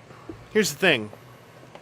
There's one of these I really wanted to pick up, and I didn't, because I was like, I'm already picking up these ones. I gotta see how these actually feel. I am definitely gonna grab the Spot at some point. Also, because it seems like everyone hates him. I think that he looks cool. I think the figure looks good. It's been reviewing terribly, and he is shelf warming just as hard as Jessica Drew in my area. So I'm not in a rush to pick up the Spot. I don't think I'll have trouble getting him. I thought I could sandwich this one open, but this did not play ball. We're gonna have to go hard style. How am I supposed to steal these from stores if it's so hard to get this open? Release! I did it. Yeah, the Spot looks cool. And I've seen, you know, like, oh, the mid torso joint in him looks so weird with his little paunch. And I'm like, no! It looks better with a little paunch. Yeah, authorize. I make my own justice!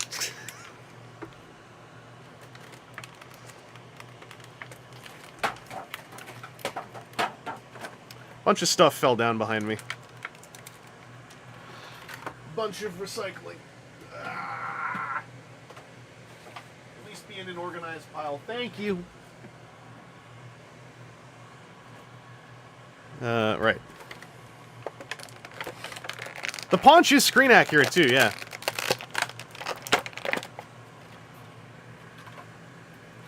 Alright, I have been told about the ab crunch, so let's see.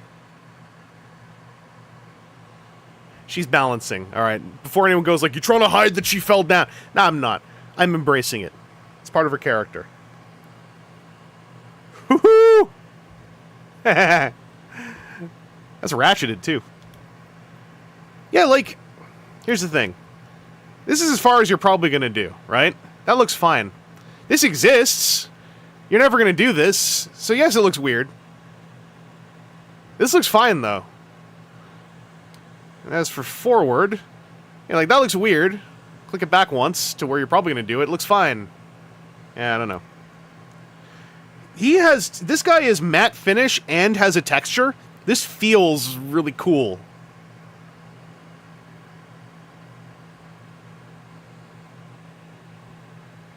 So that's the hinge below the ball. Because he's a Spider-Man, so yes, you will do... Yeah, that's true. That's true. Oh, babe. Oh, babe, look what they did. He goes slightly above T-pose. They go, like, just a bit past the T, so he is cresting towards Y.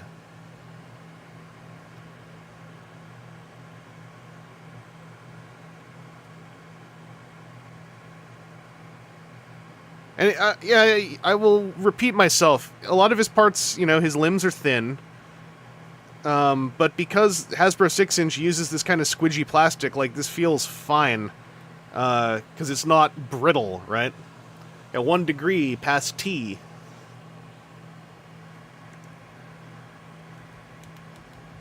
Even detented the waist joint. Why?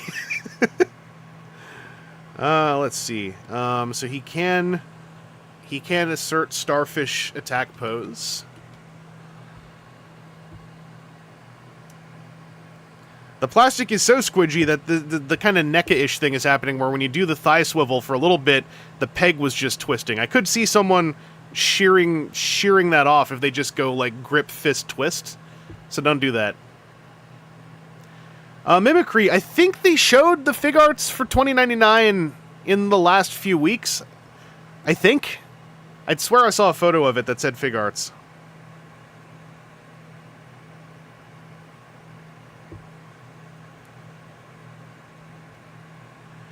So these not go up that much? Oh no, it can.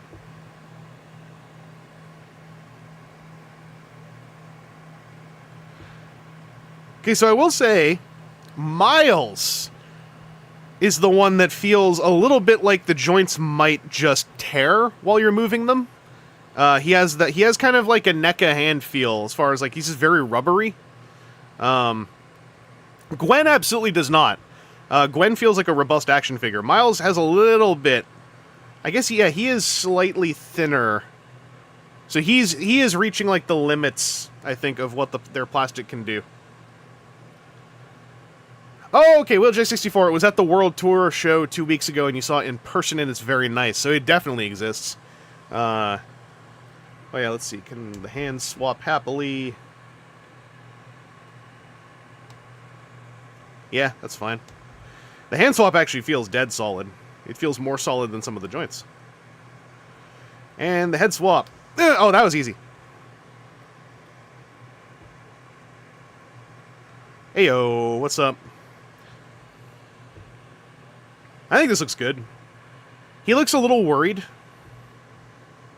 He's a little bit like, yeah, that's right. I am not the Mafex. I am still Miles Morales. I am just not the Mafex, nor am I the SH Fig Arts. Hello, I am the Hasbro 6-inch, but I'm still pretty cool, right? Hi. Very, very pensive expression in his eyes. This one is one I'm kind of joyous about because if I recall correctly, the Stiltman wave provided a Miles who was like from partway through the film, so like you know with the jacket on and everything, which is fine. It's still part of the film. But I was like, dang, I would like something in this look, but with the full costume. And now I have it. Hooray! I like these. Yeah, Miguel's coming after him. He's obviously worried. If I had one problem with Miles, is I wish he could have come with also a set of open hands. I like that he's got double thwip hands, and I like that he's got double fists. Please, 3 pairs of hands. Give us the 3 basics for the Spidey types.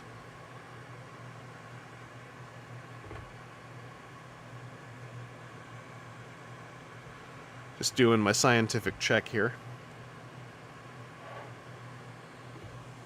Very good, very good.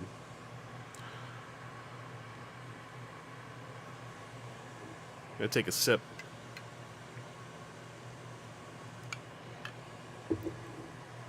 That's right, Scorp. It's very important. Yes, for springing the Spidey standards, if you will. Now, let's get to that last figure that I got kicking around. Ah, this recycling mess. It's terrible. I should have brought a bucket in here for all the recycling. So, I have a funny story about this one. I'm gonna... Hang on. Let's get serious, okay? Hey, this is serious. I have a funny story about this one. So, I saw this early last week at a GameStop, and I said, oh, hey, is that... can I purchase that? Well, first I saw one of these at the GameStop in the Eaton Center where there was one. Getting price scanned into their system. It was behind the counter, so I was like, oh, I'll just wait. And then there was like this weird pause, and then the person behind the counter like covered it in papers to hide it. So I was like, okay. So then I went to the other GameStop across the street, because this is how things are in Toronto.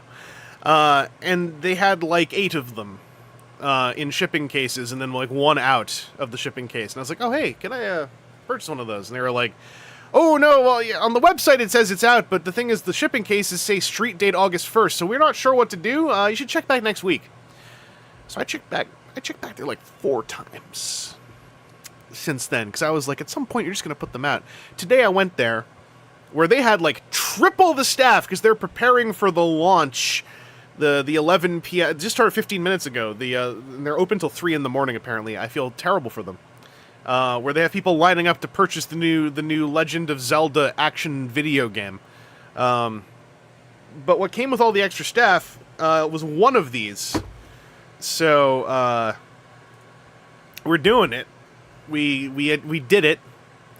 This is what I was avoiding purchasing some other stuff, so I would be ready in case I came across one, so I didn't have to hunt one down. And we did it. It's actually going to be easier to go back to the face cam full to cut the top open. So yes, I apologize to everyone still looking for one, but I got this one. So I prevented you from getting one.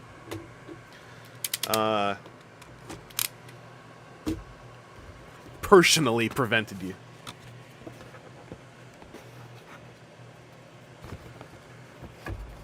Yeah, they're still doing all-night queues, and like... Okay. While I unsheath the Snarl, right? I feel like I'm missing something here.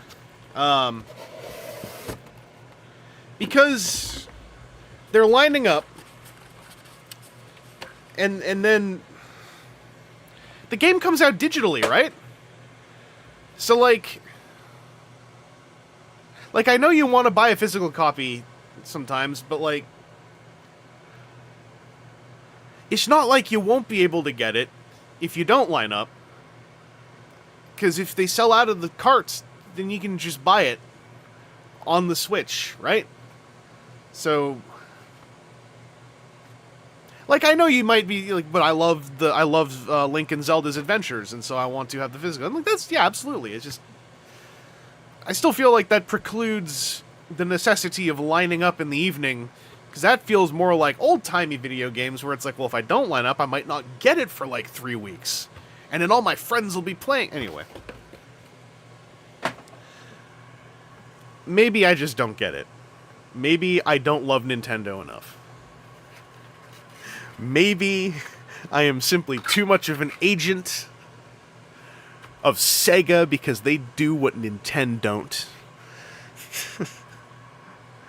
Or maybe there's a collector's edition, as just pointed out in the chat. I don't know.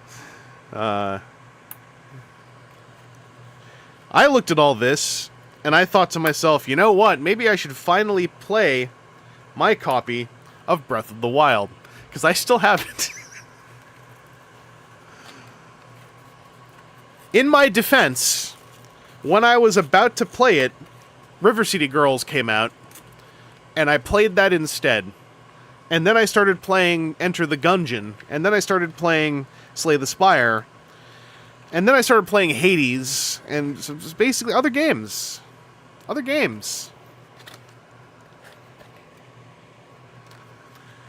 We're still twist-tied in here somewhere.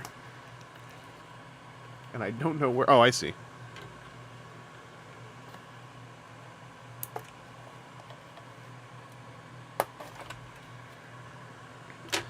Alright. Let's get this malevolent assembly of paper out of the way.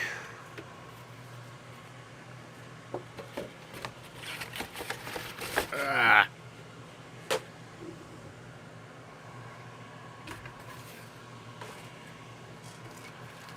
What could be in here?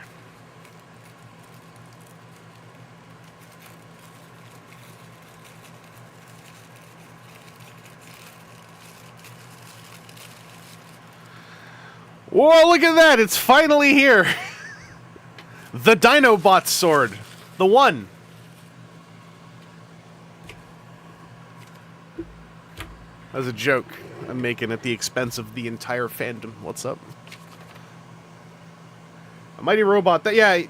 There is always the danger of digital stores going down. I treat my Switch kind of like an indie games little arcade machine, so I also just tend to buy digital games anyway, because most of them are digital only. But I figure if everything goes down, I could eventually get a hold of a cart. Does he come with a cartoon cardboard background? He does. I left it on the floor because it's I gotta film it after we're done all this. Like, I guess I could.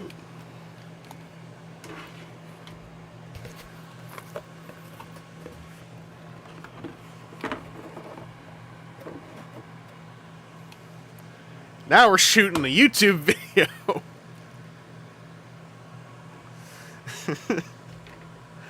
Do I think the tissue paper protects or stops the rubber swords from warping? I don't know, maybe. Like, it is cushioning. This is a little bit bendy, but not super bendy. I caught from Toy Guy's video about Snart, which is the third-party version of Studio Series Snarl, that I need to pay attention to how I put this thing back there.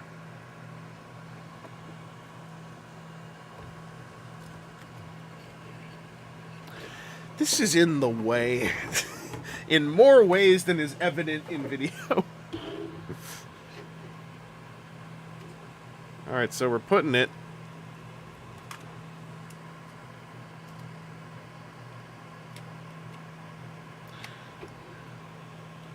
We did it.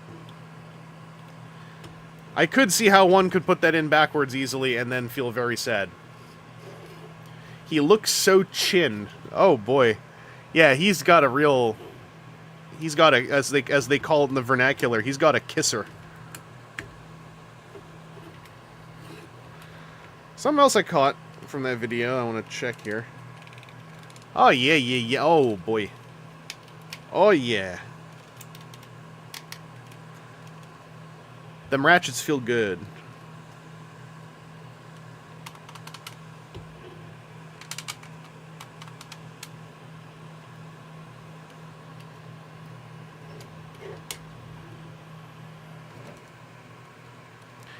Generally feeling good.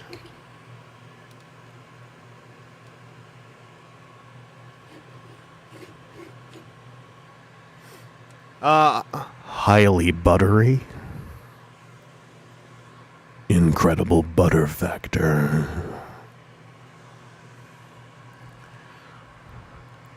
Creamy.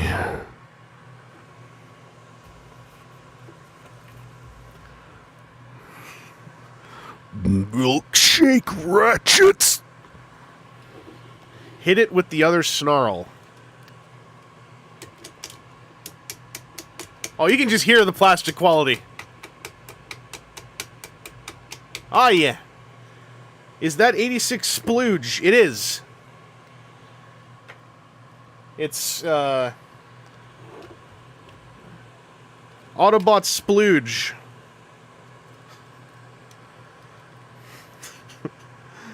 May as well just say what I was going to... Okay, I'm going to preface by saying I decided not to say this, but now that I've said that, I need to share this. I was going to say Autobot splooge from the Jism Masters, but I didn't say it. I'm explaining to you that I didn't say it. On the record, I didn't say it, so we're all good.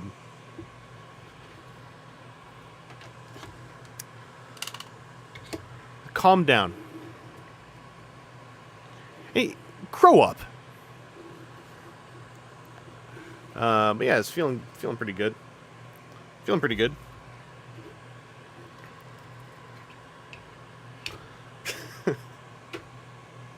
For spring, and it is Thursday. Okay,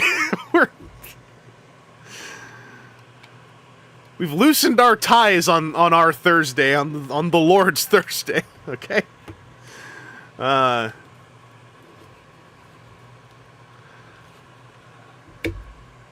So here's the question: do I need instructions for this? Because I suspect there's only so many ways that this can go.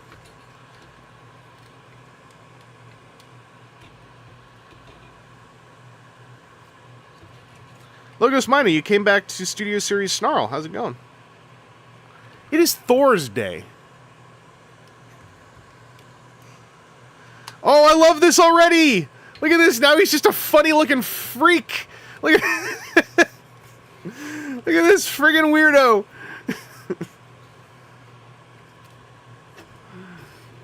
It just enveloped his head, it's gone! This is just what Snarl looks like! I'm pleased.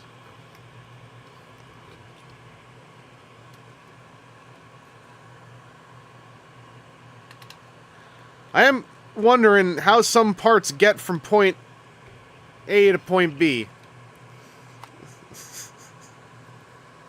I am assuming I wasn't supposed to do all of that. Wait, look at this! I just noticed this. I glazed over this.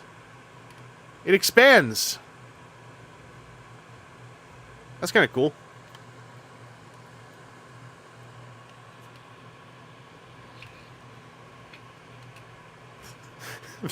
Evangelist points and laughs at a freak.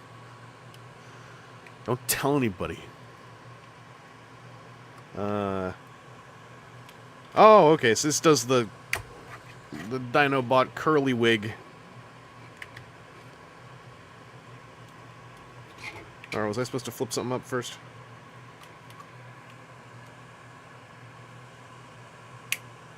Oh, my poor fingernail!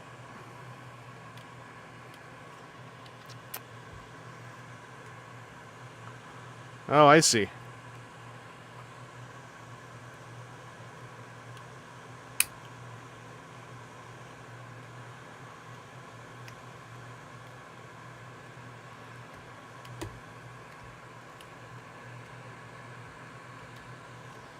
That's the kind of bespoke way to turn this into a chunk of leg. I like that.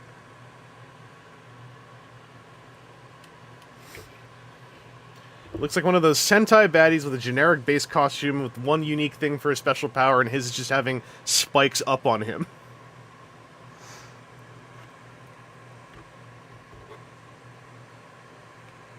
We don't have any. All we have at TFCon Canada. All we have at TFCon Canada are fine Canadians and welcome visitors. As long as you follow the rules. Kind of hyped though. TFCon Toronto is within around about 60 days. Kind of getting excited.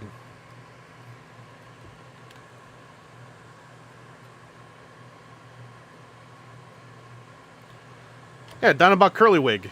It's the classic Dinobot curly wig.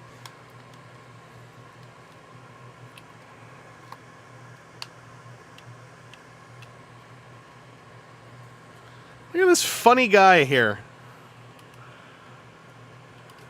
Like, you can see what's happening, but I like that it's in pieces.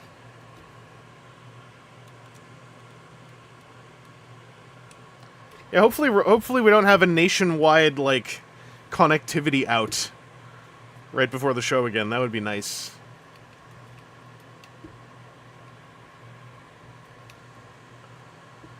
Yeah, Verspringen's gonna go check on Zombie BotCon for all of us.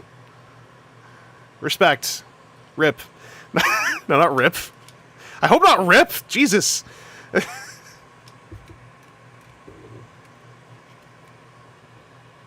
I've been unfolding things here. I'm just sort of pulling on everything.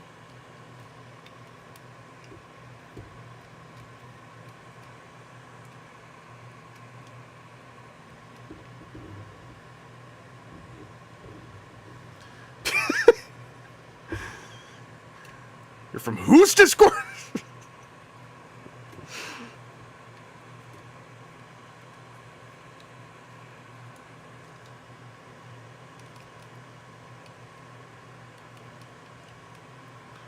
Okay, these I'm assuming are gonna curl in. So I'm assuming we gotta do one of these beforehand. I did a waist 180, as we call it in the business. Oh, wait, huh? Wait, hold on.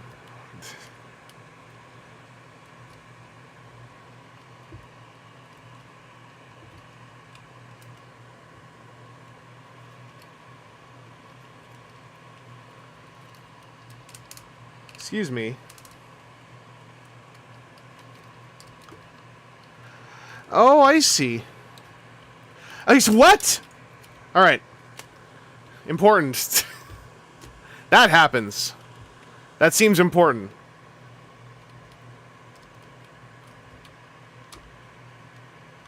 Did you say slide the thighs? Oh boy, that's important. Yeah, okay, so here.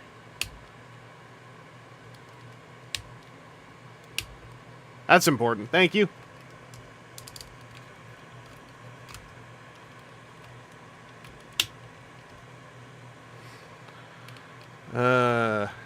This is freaking cool.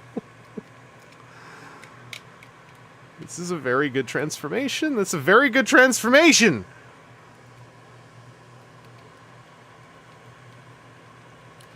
Let me try to do that more in view now, this next time.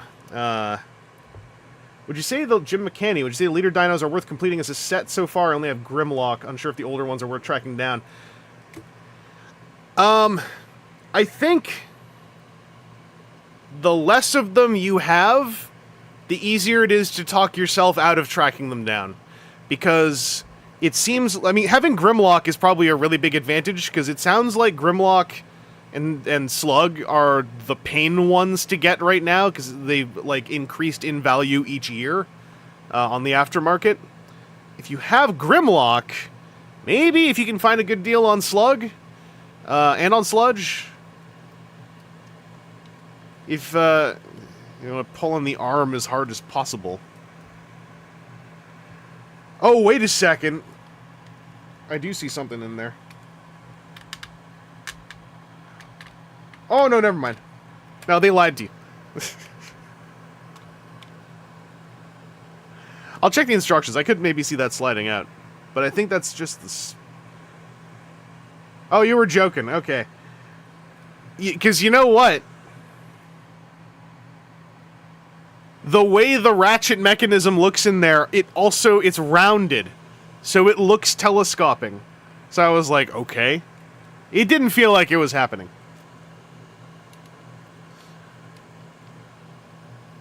Yeah, what I would say is, none of them, this is starting to feel like this will be the one. Grimlock and Slug did not sell the concept on their own, and Sludge only kinda did, but then, like, half of them had super janky legs. So far, this one is feeling like this could be the one that would be just like, if you're just gonna get one, maybe get this, because this feels friggin' cool. Like, the feet split like this, and then...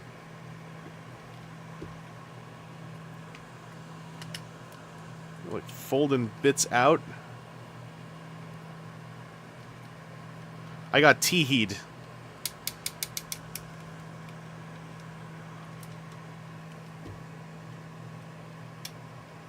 I yanked his jaw off. Hang on. It's on friction nubs. Don't grab him by the half jaw. I just heard on the grapevine.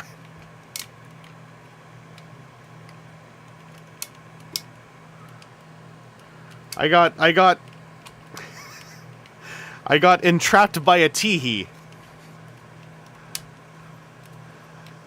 I got joked by a boner, as the Joker once said. Oh right, I gotta slide the knee.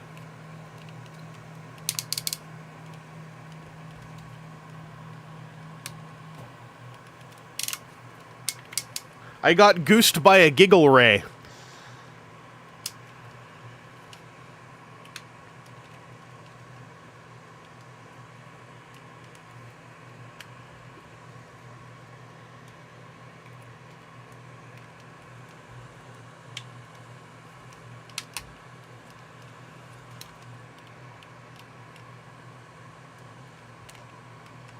There we go. I had a tab that was not in place inside half of his head.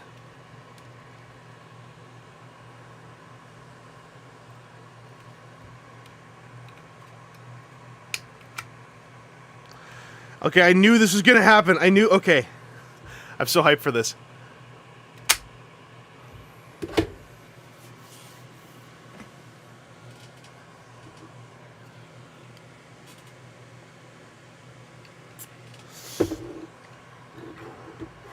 Let's do it again.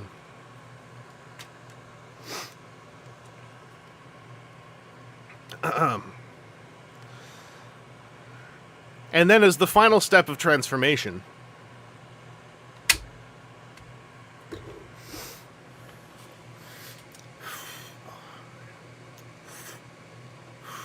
oh, yeah, okay.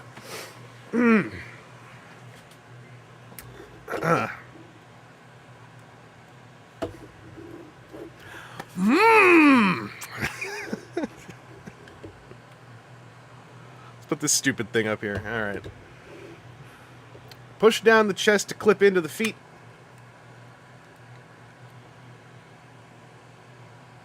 Eh? Oh, I see. I did it already.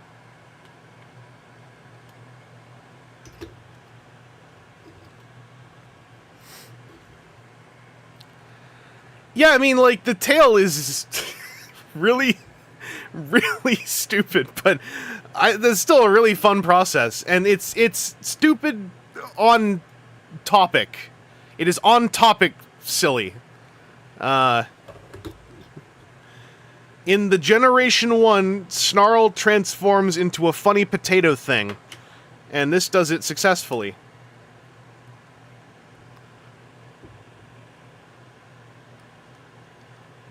Wow. The whole time I was like, I wonder how they're going to get the tail to come up here. And then they're like, hey, what if we don't?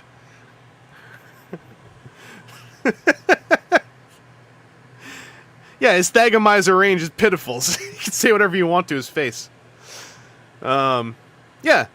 It's like, if the problem with this for someone is that the tail looks really stupid, then that is valid because it does. Anyway, I like this. You can even waggle his silly legs around. That's great. You can have him faceplant. Look at this. You can have him sleep. You can have him sleep just like Stegosauruses did. Or if you want to be more like a puppy dog, you can have him loaf.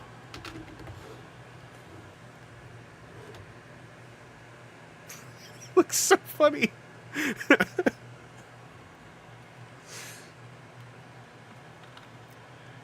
It's almost as though his entire brain is in his butt. Spoilers! It is! Oh, neat. Okay, so the front legs are actually on ball sockets, so they have a bit of, like, omnidirectional wiggle, so you can point them inwards a little bit, outwards a little bit, out a little bit.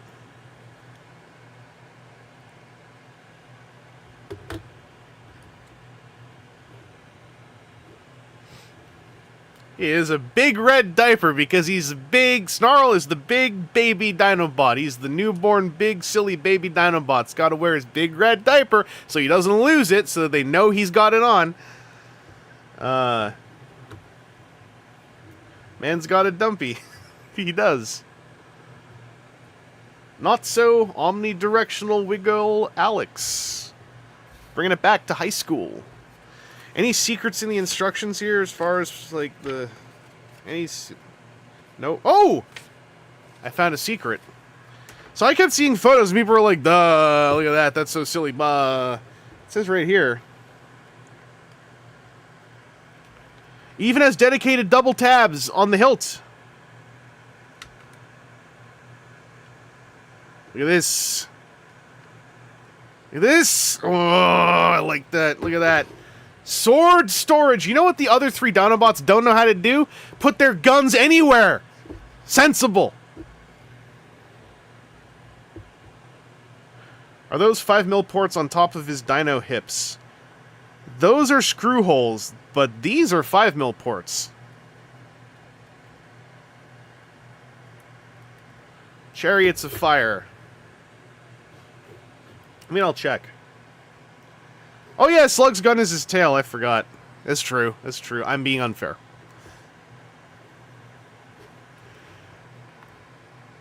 He doesn't need a Thagomizer, he's got an equally ineffectual blade tail.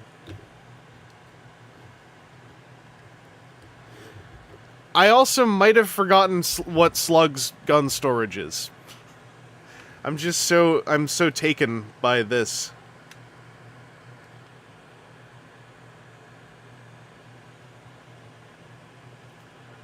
That pleases me. Also.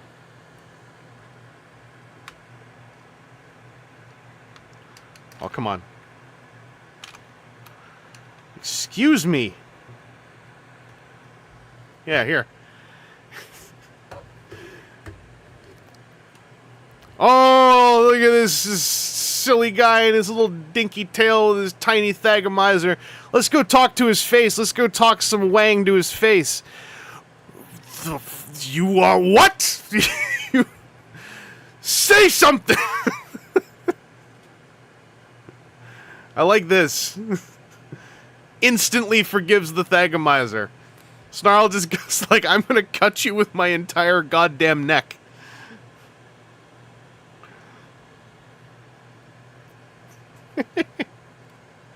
Can he hold the sword in his mouth? There's no teeth sticking up. They're all indented, so this won't hurt anything.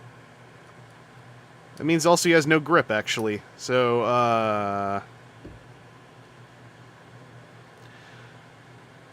no, not really. There, kind of. He's gumming it, though, so it'll slip out.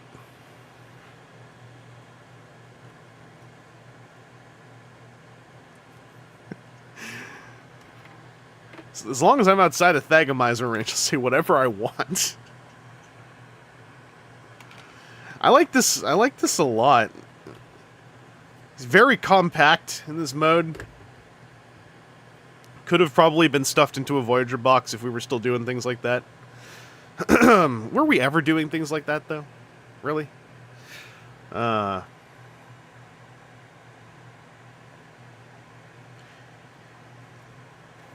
Actually, before I was going to turn him back, but no, let's keep him in the fun mode. Let's get the two. Let's get the family together. Is that a digi-egg? You know, you get in the Thagomizer range and say that, and we'll see.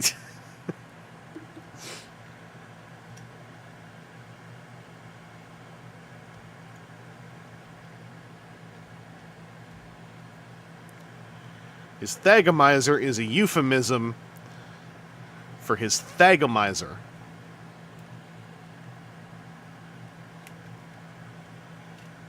I had the legs the right way around the first time. Yeah, my Digimon, my true fans, we're getting the Digimon review crew back together. I'm going to be talking all about Gugu Aguamon, and we got the new Bandai Gabagulamon coming in, and real hype for that Chogokin Coca-Cola-mon that they got coming out soon.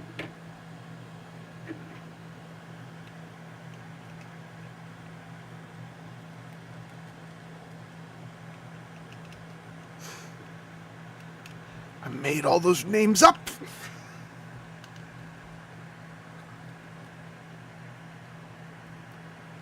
I'm proving a point. You can't just believe someone when they speak with confidence. I didn't say Gabagulamon, I said Gubagagamon. The record will show.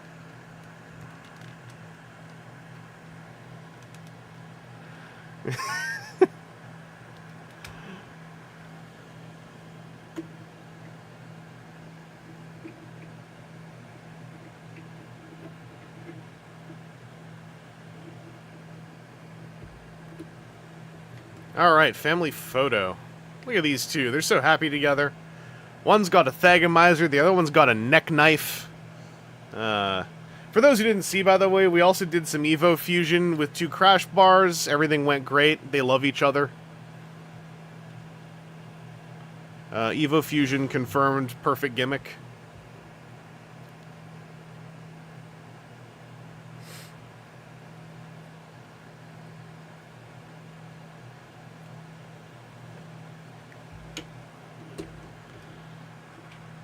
Overall, a very successful cracking open of toys.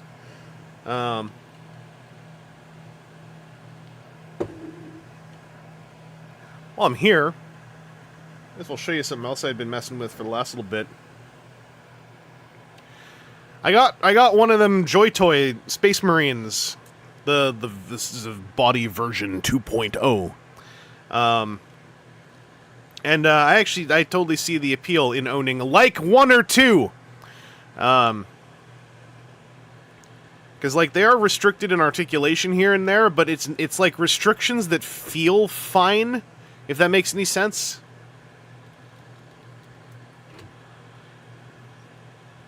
Because you can work around it decently. Can Miguel ride the crash bar bike? Let's give it a shot.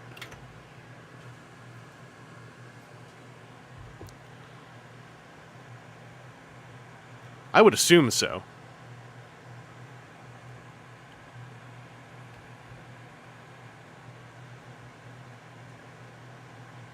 There are people who buy enough Joy Toys. Oh, Miguel, sorry. Miles Miguel. M names!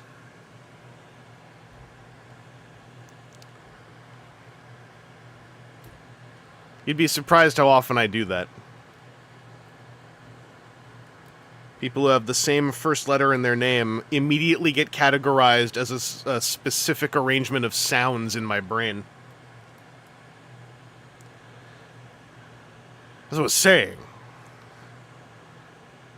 the buying habits of some of the Joy Toy community is that they are basically purchasing 2,000 points of Space Marine action figures. I don't understand, but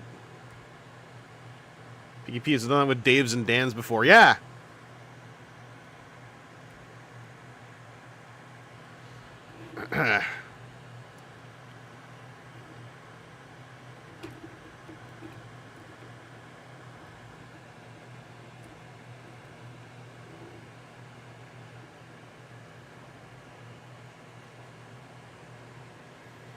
Perfect. Perfect.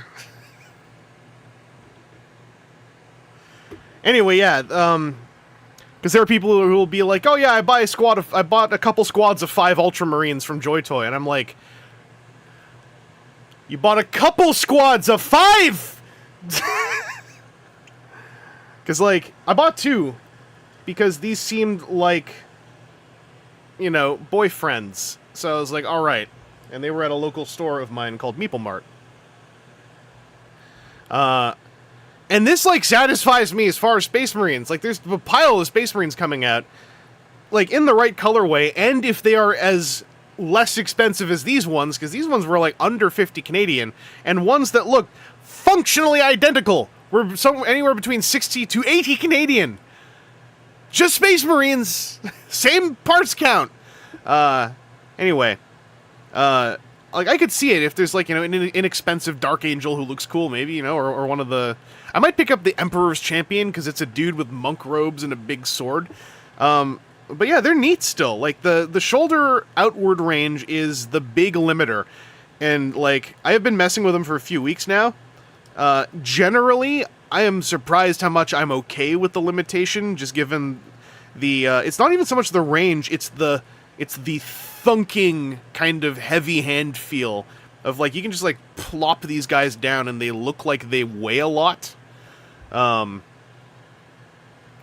the articulation range on them, for me, is actually fine. But also, that's why I don't really want to get a bunch of Space Marines. I want to get some of the other stuff over time. I want to get the Sister of Battle in the big mech suit, and I want to get one of the Custodians. I know that's not their name, but it's just, you know who I mean. The big gold men. Because they seem to have a lot more articulation range in general that is, like, similar to this with a few little tweaks. Anyway, I kind of dig these. I want to do some coverage on them. But I thought I would share that. Mainline core toy line Voyager Primal. If you didn't see this during the stream, made me all giddy and make noises. I like this figure. The transformation is delightful. And they are called Custodians as well. Okay, good. I did catch from a video that their knife is called, like, a misery harmonicordion, and I think that's kind of funny. But yeah, this guy also looks better to me in person than he did in any photos or in my own footage right now. Like he looks like kind of like weird and chocolatey in a lot of footage. In person, he is a lot more gray and a lot more reflective. It makes his sculpted detail, come out a little bit more in natural lighting. I'd still like to have a go at like doing some paint work on this guy for funsies.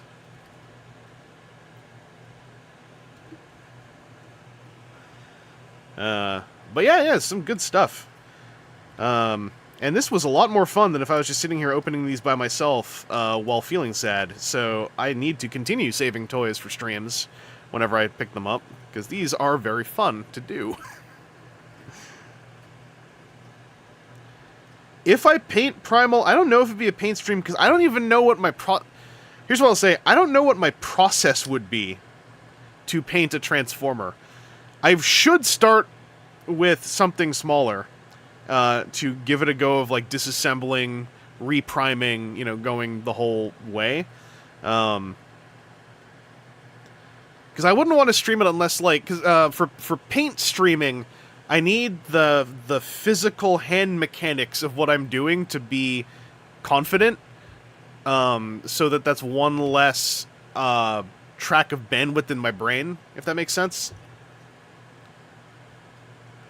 I have a really good couple of silver paints. I just feel like I gotta get some primer onto him, because this is really smooth. My thinking was just to kind of have fun with painting this guy. Just, like, look for what the detail looks like. Just, you know, pop it out a bit with metallics. That's what I was thinking. But yeah, my understanding is, as mimicry, as you say, like, that, especially nowadays, it's not necessarily, like, simple to disassemble Hasbro toys. Like, I can already see there's a lot of pins. So the low priming, like maybe just like a clear matte primer, just spray at it. I just want the primer so there's some grip on these smooth parts. So I could just use like some matte medium or matte varnish and just go to get some grip on there. So that's my prime. How do you deal with making time for each toy without feeling overwhelmed when you do big unboxings? Basically, like, when I do a stream like this, I just flow. And, like, when I feel like, alright, we said everything, I don't stop and think, like, okay, what else can I say? I go, like, well, I'm stopping to think, so let's do the next one. And then we just leave everything here and be a little bit chaotic. I also enjoy, like, yes-anding and just being a little improvisational and rolling with it in these kind of things, because A, I have fun doing that, but B, I feel comfortable doing that, and it seems to resonate well with folks who are sitting in on these. Long River Valley, I miss screws. You know what would be a weird message to send about a decade into the past? Yet also salient? Oh, well, that's the thing, is, like, if I'm gonna paint a Transformer, I want to figure out how to paint it where I can still play with it. I want to go with the Grimlockamus mindset of, like, I'm just gonna paint it, but then I'm also just gonna pose it afterwards. Because I got the RC and the Megatron that WizKids did if I want to just paint a Transformers miniature, which I still gotta do. They're still just chilling out there. But this guy just seems like he's the right shade, and he's got the right level of greeble to be like a little tapestry. Oh no, Gundam markers are, like, super durable. The reason I want to avoid going with them myself is because I don't want to use enamels if I can avoid it. I want to see if I can still make acrylic medium stuff work with this. Because I have before gotten carried away with enamels, and enamels, and they brittle the plastic a little bit as they set, because enamels are more of a chemical reactive, I guess, liquid than acrylics are. Oh, Sideswipe Prime, I understand. Yeah, I mean, I do get a little bit, like, because that is a thing. If you open, like, 50 toys at once, 48 of those toys are kind of suffering as far as your first impressions on them. In this case, I kind of prep my brain for it a little bit. And also, I cheat a little bit. Like, you know, Crash Bar over there, demonstrably, I'd already messed with him. So he was kind of outside of that. Also, I only had one per price point, so I didn't have any price points butting together.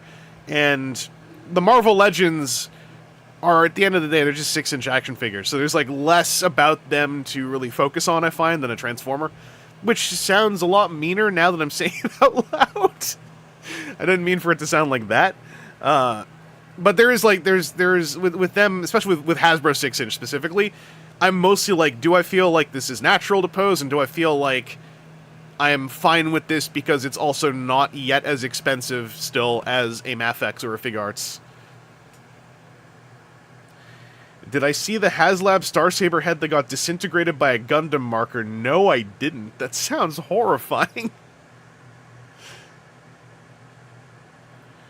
He's already an enamel, turns into a gorilla that's kind of enamel. Oh, no, I said it out loud and then I got it.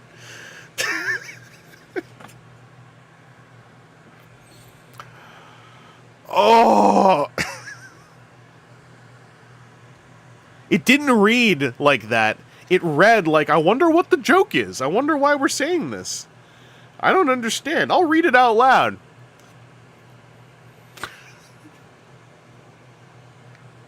Zeta Prime Reviews. I got an animated Soundwave in the mail, did a live review of it.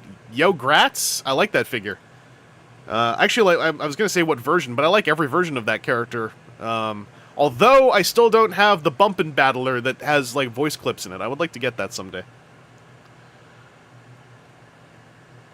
Oh, yeah, what I'll say is, it is actually really good, as far as, an act of, like, personal pacing and restraints to, not pad things out, to spread out stuff like that, to make it last, to keep the, the happy brain chemicals going like that.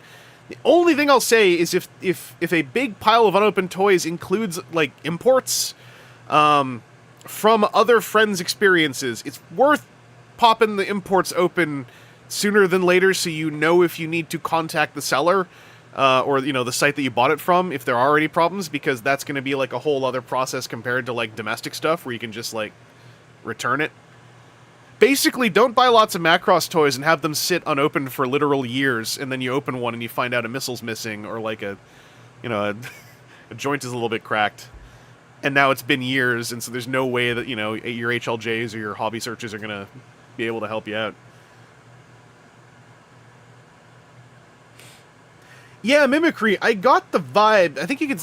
I mean, it's a whole-ass stream to go back and find, but during the stream when I opened Starsaber, I was like, this sword doesn't feel good going in one of these ways, and I'm going to stop trying to put it in that way. And it sounds like that's been an issue for a lot of people. Yeah, Sideswipe Prime, like, Yamaguchi's, I would say, like, don't crack them all open at once. That, like, as you said, it might be overwhelming, but... definitely, like, prioritize them just so you know that they're, like, in one piece. So if you have to do any, like, emails to storefronts, you're within the 90 days or whatever the return period is, or the QC period. I should get the focus back off of this pile of toys and go right here. Because we're talking right now. We're laying out the plan. Got the original animated sound. Oh, yeah. I was thinking, like, there's the Deluxe, there's the Bumpin' Battler, and there is the Activator. And I really like the Activator as well. Yeah, it's designed to do it. It just feels... The Starsaber blade, going in one way feels fine. Turn it 90 degrees, put it in the other... Or 90 degrees? Yeah. Turn it 90 degrees, put it in the other way. On mine, it feels awful. It feels like it is not meant to go in like that way. Even though it has those little nubs and tabs, they don't do anything. Like, on mine, it just launches back out. I just don't like it. As far as Gundam markers potentially, committing homicide to a Starsaber head, the thing about Gundam markers is they are still an enamel paint, and enamel does have a chemical reaction with plastic on a certain level.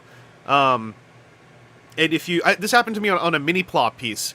I fully painted a shark head from, like, Ghost Sager, I think, from the Ghost Sager mecha. in Gundam Blue marker. Like, the whole thing I coated in Gundam marker, blue, and I think some black. And basically, it was as though the enamel, like, not only embrittled the plastic, but then started to constrict around it, and then it just cracked open. So, enamel paints, which are your Gundam markers, your Tamiyas, you know, your, anything where you need paint thinner to clear it off of a brush, as opposed to just water, there can be dangers of chemical reactions with plastic with those paints, so you would want to, you know, mess with them a bit. Water-based acrylics, which is generally a lot of your miniatures paints, and your, for the sake of metallics, your Vallejo real metals, which is the thing I want to experiment with, those are still fully acrylic-based. Oh, okay, Mighty Robot. A company called Thule Art makes acrylic paint markers that work on plastic. Those would definitely, I think, be safer.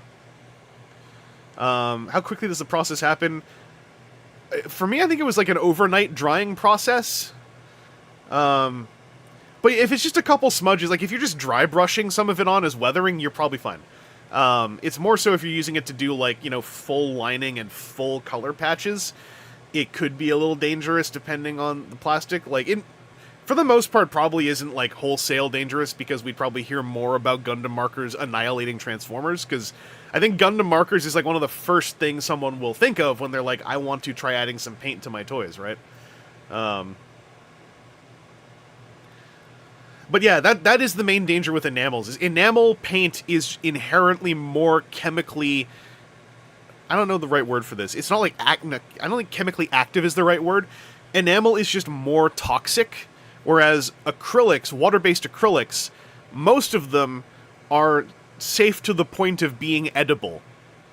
You don't want to actually squirt mouthfuls of water-based acrylic paint into your mouth, because it's not pleasant, and it's weird. And it probably still is bad for you if you drink liters of it. But water-based acrylics are often safe enough to be ingested in very minor amounts from, you know, like licking a brush, or, you know, maybe a splash of your paint water cup, like, gets into your drink and you don't notice. Like, but with enamels, it's, at least as I understand it, a lot more dangerous.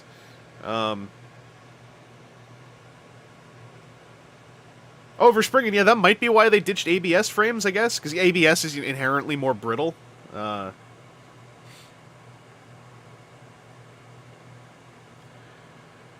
Connor McClure, are we talking about spooky pooling paint in them joints? Learn the hard way with Tamiya liner. Not specifically that, but adjacent, because Tamiya liner is also... This is an important thing to know.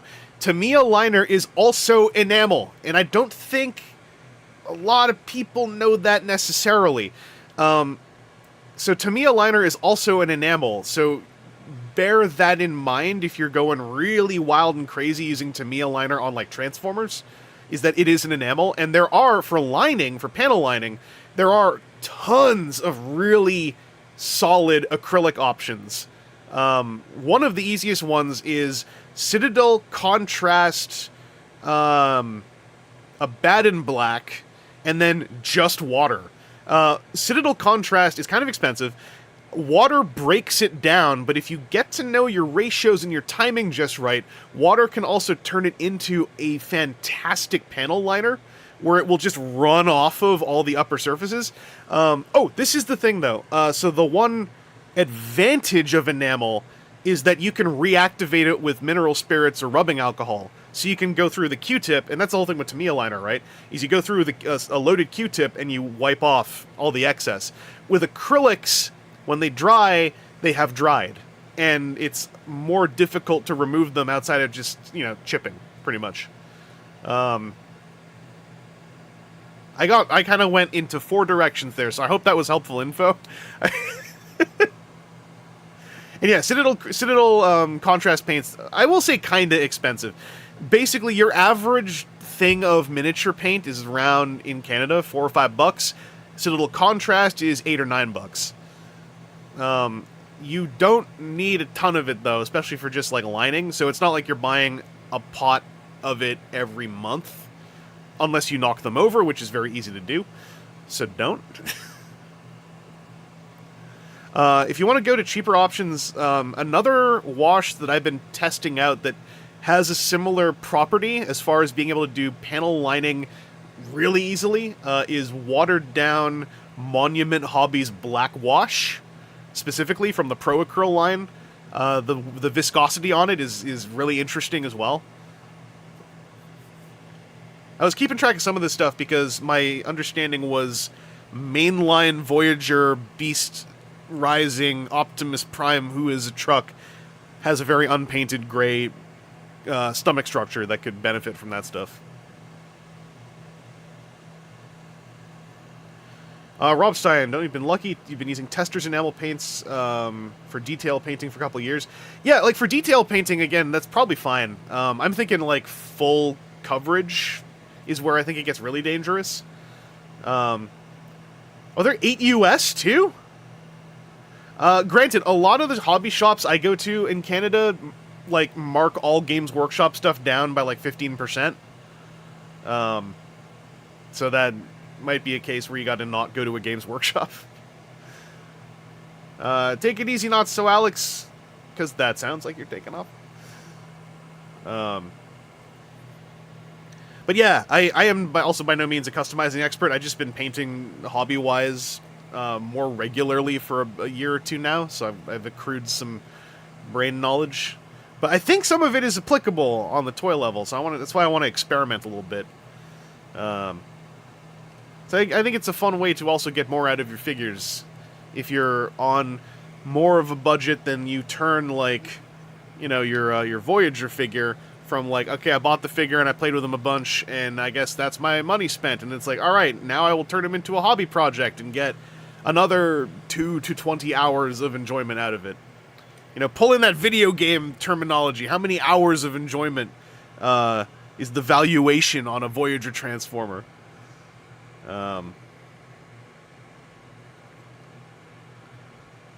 Anyway, I'm getting rambly, and we're getting closer to 3 hours, because we're past 2.5 hours. So I should probably maneuver us towards the end here. So definitely, as I say every single time, and then, like, don't, I want to stream more often than I do, and I am doing it more than I used to, so we're still winning. But yeah, I want to figure out I got to do some more, because I only did it like once. I want to go on like a headline wander sometime here and there. I still don't think I have it in me to do like the daily headline grind streaming stuff, but I have fun doing this, and we seem to have fun taking part in it. So yeah. I was gonna say I even have developed my whole soundboard technology, but it's not a soundboard. It's just this one MP3 I have, which is very funny. Let them come. So I guess take it easy. And I don't know what else. What's coming up right now. It's like almost mid-May. We got our Transformers film coming out at the top of the next month. That's a whole big topic that a lot of people are very, very, very animate about. That's an energy I cannot match. If I'm being honest.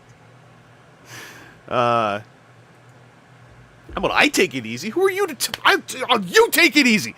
Yeah, like I should say, as far as like Rise of the Beast news line commentary, like I don't have lots, but it's because I've like have been very, very, very online and present for every single Transformers live action film. So like now that we're on the 7th one, like it is still exciting to me because it's a new director, and so that's kind of cool. But like, you know, as I watch the the debates of like is it okay that the Wheeljack design is funny, or a new TV spot came out with an additional 3.5 seconds of footage of the robots. I'm kind of like, that's becomes separate from where my interest levels are. I mostly now just want to go see the movie because it's almost out. I saw the trailer. Trailer was fine. The robots appear to, in the action sequences we have been shown, they appear to be clearly visible. So demonstrably, the director in question, or the VFX team who have been handling the VFX scenes, because that seems to be a thing that happens now. Either way, things seem to be storyboarded, unless we've been shown a very careful selection of clips. So that's exciting, because it seems like the robots are being featured as characters, and that's all I really want. Everything else is gravy. I thought I should say, I said this on Twitter. I thought that the audio post-production on the robot voices was particularly nice in those trailers. Some very cool effects. Scourge's voice, Peter Dinklage, sounds like Sovereign from Mass Effect, and I love Sovereign's voice in Mass Effect, so I hope that he talks more than the line he said in the trailer. I hope he has at least 20 minutes of dialogue. I know he doesn't, most probably, but I would like to just hear him talk a lot with that funny vocal effect. It sounds like they really nailed getting the robots to sound like clear and fun, so that's cool. Yeah, Sideswipe Prime, it's like I went deep on pre-release for 07 and even deeper, harder on pre-release speculation for Revenge of the Fallen. Boy, did I get payoff for that. And then, yeah, similarly for Dark of the Moon. So, like, now I just enjoy them as they come out. But, you know, we are in 2023, so I was thinking about this. There are definitely some people for whom this is their very first I am a legal adult and also very online, and also this Transformers film is coming out, and also it's a new director. So I can see how there is this much excitement building up, because, like, this could be, for a lot of folks, like, a first getting to be there for it. And I appreciate that. Because, yeah, Robot Lorekeeper, like you're saying, like, overhyping it to the point where the film can never match it. I did that so horrifically with Revenge of the Fallen. Terribly.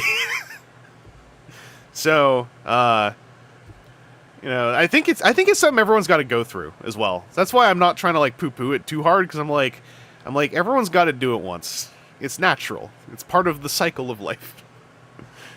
Alex Lemons, if I see Toxitron for a decent price, maybe, but since he's not going to be at GameStop, I don't get my 10% off, and Leader Toys are very expensive in Canada, so I can't be too wanton with picking them up. So I'm not sure what I'm gonna do with the entire Toxitron capsule yet, but it looks really cool. So at the very least, I'll have fun spectating it.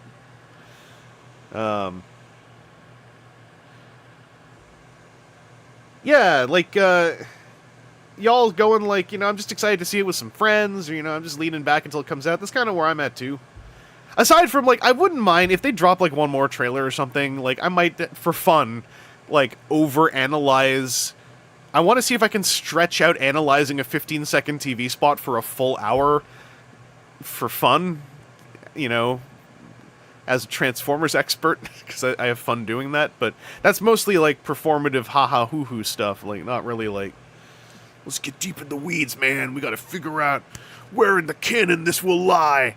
Like, you just have fun with it. Like, I'm just, like I said, I'm pleased that the robots seem to, on both their portrayal in action clips and their audio post-production, they are being very featured as full-on characters, as far as, like, you know, in a filmic sense, and that's enough to make me pleased. That's what Bumblebee did in a way that made me very pleased. I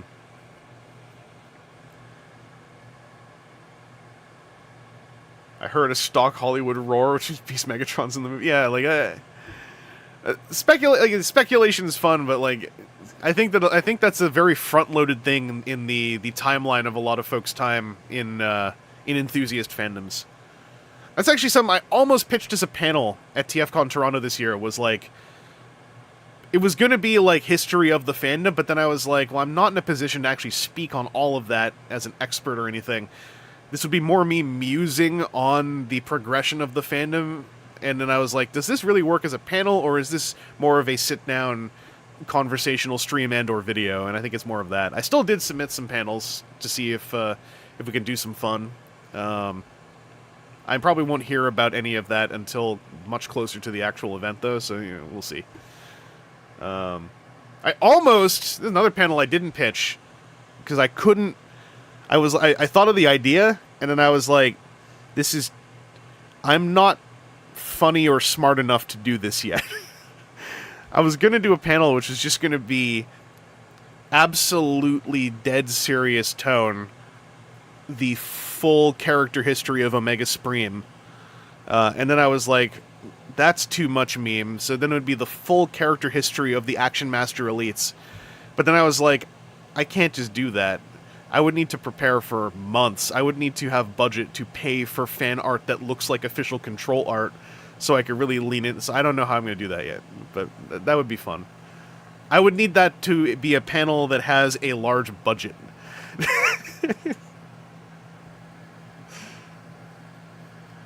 Team of Canadian. Yeah, the roar was absolutely Tyrannicon Rex. JP93 is going to have a real sick cameo in the post-credit sequence.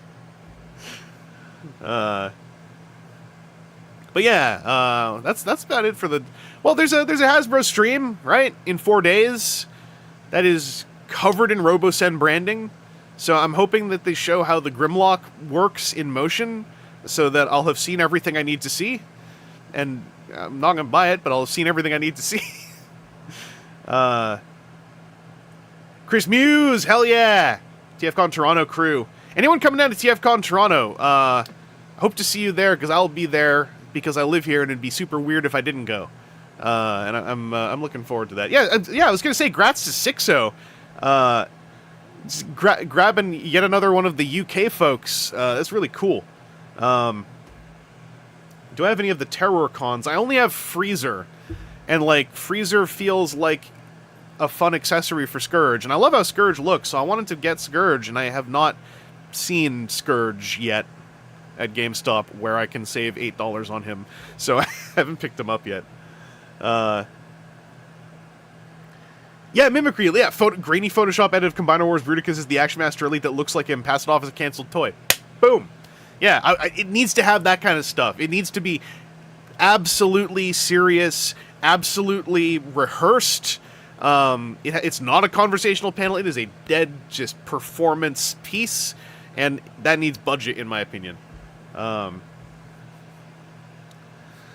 there's a Hasbro stream with the RoboSen stuff. I was gonna say, I am also here. This is gonna sound weird. I am here to say none of us need to buy a RoboSen Transformers piece. However, y'all are way too mean to the RoboSen pieces. Not undeserved in some respects, but like I feel, and I think this is absolutely RoboSen and Hasbro's fault. Those things are not toys. Those things are robotic hobbyist pieces that have IP branding. Trying to portray them as toys to toy collectors has been doing like irreparable damage to that whole project. But it kind of bums me out because I'm like, those things are actually worth what they cost if you were super the hell excited about robotics and also Transformers and also the crisscross in between, and you had the kind of income where you'd look at something that is $1,200, let's just throw a number out there and go like, funny toy. That's who that stuff is for the most part for. And like in that regard, I think it's fairly successful outside of a few qualms. I do think there are some problems that they need to solve. The ragdoll on Shutdown was shocking to me.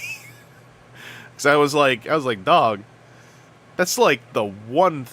not the one. That is the second thing that I would be like, why does our piece ragdoll on Shutdown? That seems like a bad idea. The other thing is, why would you have hours of... well, not hours, but, piles of bespoke Peter Cullen audio specifically crafted for your robotic, bespoke, highly niche, high-budget, high-end piece. And then when anything goes wrong in the process, a completely different woman starts to speak to say that a motor is stuck. It's like, dog, I paid how many hundreds of dollars for this? I want Peter Cullen to tell me his arm is stuck and say it in character and turn it into an adventure where I'm saving Optimus Prime from having his arm stuck. Those two things really made me go like, dog, why? Why is someone else saying the left leg is stuck? Like, that was really... That's with Grimlock, that is something where I'm like, you actually have to correct this. This can't be on Grimlock. Grimlock has to say, "Bah, me Grimlock right hip stuck." Like, he's got to do that. Flame Kaiser, is the ragdoll thing a safety feature to maintain the integrity of the joints since freezing them under tension could ruin them? That makes sense to me, I guess. That makes sense. I wish that was all. I don't know. I wish that was like just communicated. Like, come up with a gimmick for it. Like, if he's when you deactivate him, it's like Optimus Prime goes like I must return to the recharge slab, and then they give you like a funny little bed to put him on and a little blanket to put over him, and then you turn him off, and then he goes like, "Pff." But then he's lying in bed, so it's like, oh no, naturally he would go limp. Now he's off to Dreamland. There are little things where I'm like, you went so far with so much of this. Like, why not go far with this other weird stuff, too? There could be a chance that, like, the Hasbro license liaison has very specific needs and restrictions, but, like, I would also be shocked, is what I'll say. Also, yeah, ragdolling on Grimlock would be a bummer, because both his modes will just crumple. It's gonna... Oh, ragdolling on the dinosaur mode would be kind of cute, though. It'd be like a puppy dog just passing out, you know, when they played too much, but they don't want to stop, and they just go, like, face down. Yeah, a stand for Prime. Like, there was just, yeah, little things where I was like, dang, like, for a high-end piece, like, these feel like if you were sending out advanced product to people for feedback, this is the kind of feedback you should have been getting to act upon. But yeah, the Prime trailer is actually the one I stand for.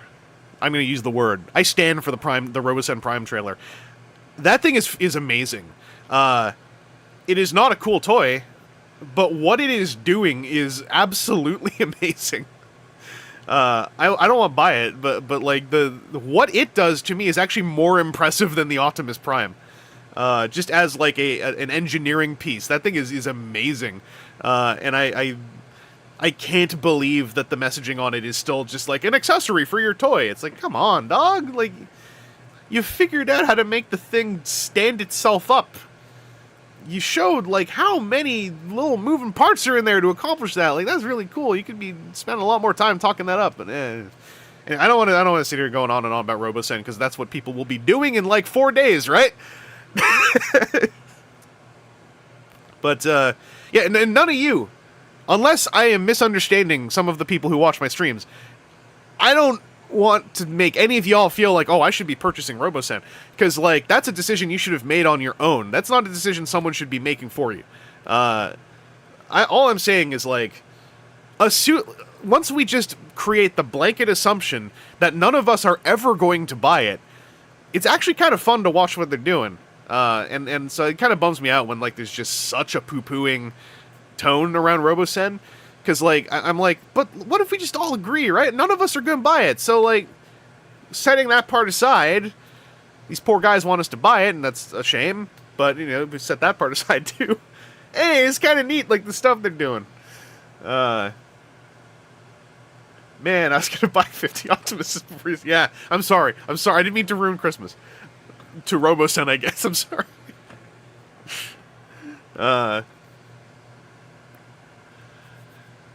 But yeah, I have fun talking about the Robosen stuff. It's just the way I want to talk about it, like, doesn't seem to jive with a lot of the conversation, the discourse around Robosen. Piggy Peeves, you don't have to buy Grimlock even if he's cool enough, right? Though, because he's going to be taller and thicker, so they're going to make him more expensive than that Optimus.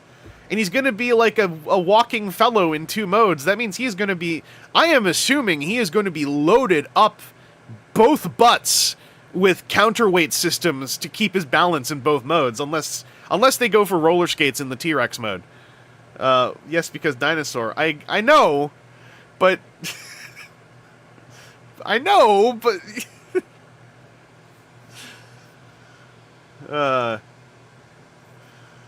Because, yeah, it's like, I don't mean to keep rambling, but, like, I'm on a trail of thought. Like, it's like the chess set, you know? It's like the Eagle Moss chess set.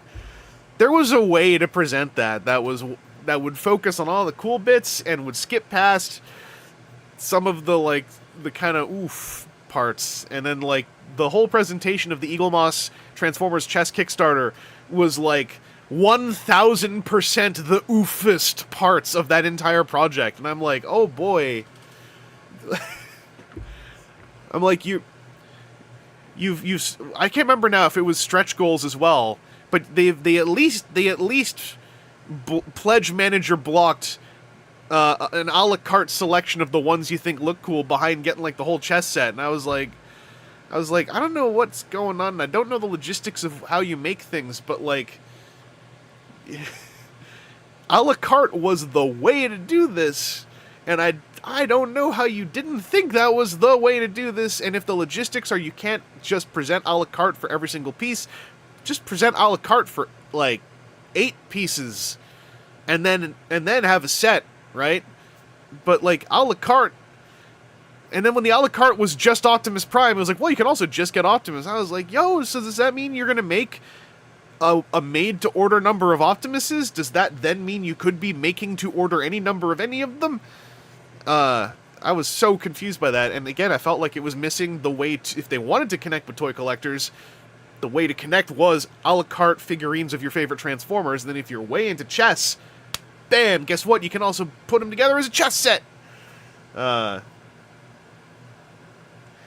I think the Robosen Transformers stuff will appreciate in value because I think there's 2 reasons. A, there's not a lot of it, and B, by all accounts, you know, with my criticisms existing, it's pretty good at what it's supposed to do as a robotics hobby piece, as a funny, you know, a funny tchotchke, like as a goofy thing that costs a lot of money for people who have that kind of money to spend on funny things, right?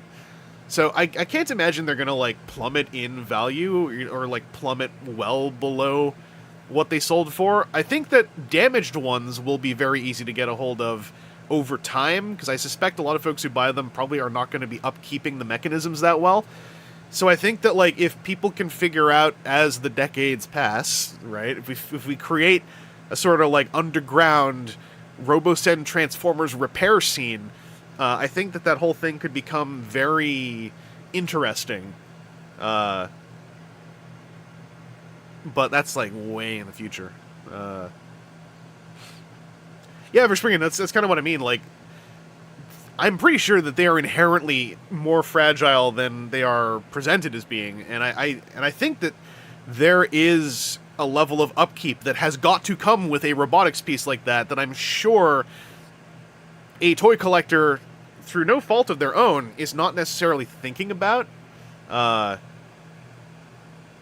So I suspect we will have Robosen Optimus Primes breaking down, you know, within memory of this stream. I would like to be wrong, but, like, this is a suspicion of mine. I just can't imagine that the design is so foolproof and foolproof that, like, it'll just be fine, you know, like, being turned on and off.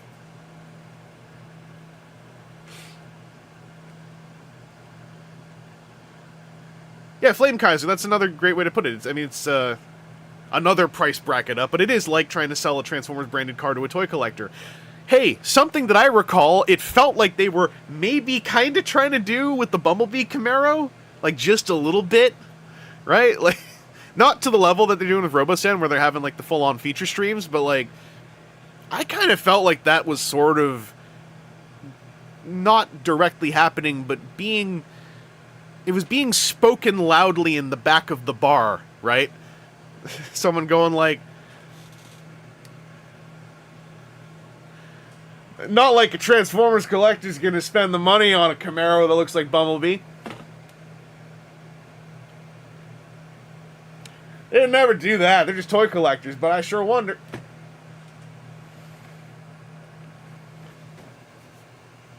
Like, that was sort of the vibe I got. Aveo Swerve's, Connor McClure, Aveo Swerve is the other way. That was a toy being sold to car buyers who were just wanting to get brake fluid. And then being handed a toy and going like, why? I just want brake fluid. I don't remember when they had the twins as part of that. I mostly remember the Bumblebee Camaro because that felt like something people actually ended up getting. Yeah, it was like special edition of a car we're already making. It wasn't literally being presented on a stream, but those streams didn't really exist at that time. I can't help but wonder if Hasbro streaming were more of a thing in time synchronization. I can't help but wonder if there might have been a little bit more fan stream time given to trying to get stream watchers to consider buying a car.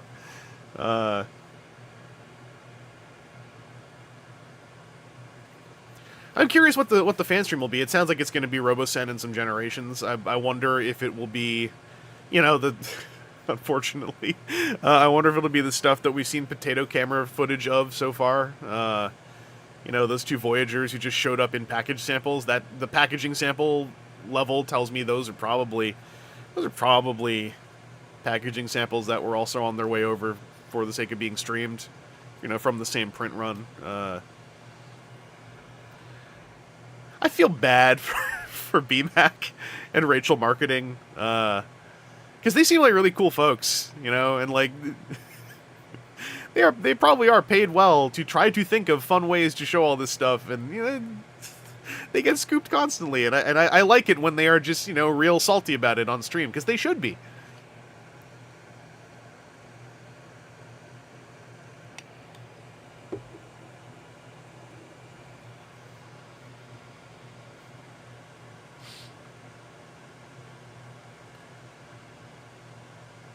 Oh, new Sam. Yeah, I've been hearing good stuff about that Voyager Prime.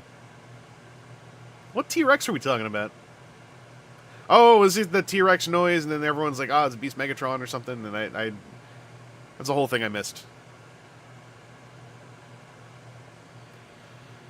Oh, Picky Peeves, they might have tried something with the twins, I just can't remember.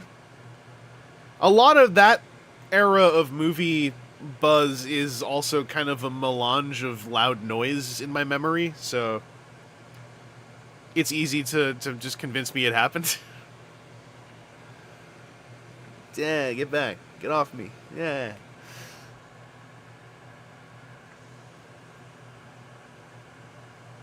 Oh, the RoboSen Grimlock. Since we don't know yet, I'm gonna guess, if I were a betting person, I would bet one whole dime that he probably is dragging a tail that has a wheel on the bottom. I bet you he tripods the tail, and there's a little wheel on the bottom of it. Only because that feels like that's more feasible than the other idea. As far as, like, actually producing the thing in more than 5 copies. So he's probably going to be a Godzilla. He's probably going to be a tail dragger.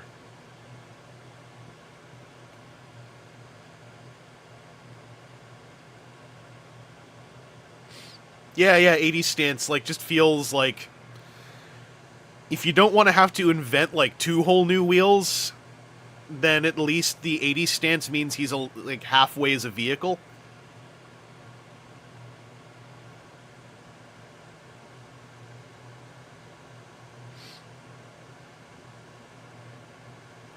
Yeah, it would be cool to see, like, a Titan take on a Unicron. I mean, the bummer about... I was about to say this, but now I'm just realizing. The bummer about saying it'd be cool to see Titan-class thing is the Titan price point has now escalated enough that it's not like, I'm going to save up for a little bit and grab that Titan toy. Now it's like, I've got to consider a $250 to $300 purchase. But it would be an interesting it would be interesting to see, like, Studio Series move into that, because Studio Series has not done a Titan. Devastator was sold, I think, at a Titan price point, but, like, it was not designed to fill out a Titan price point.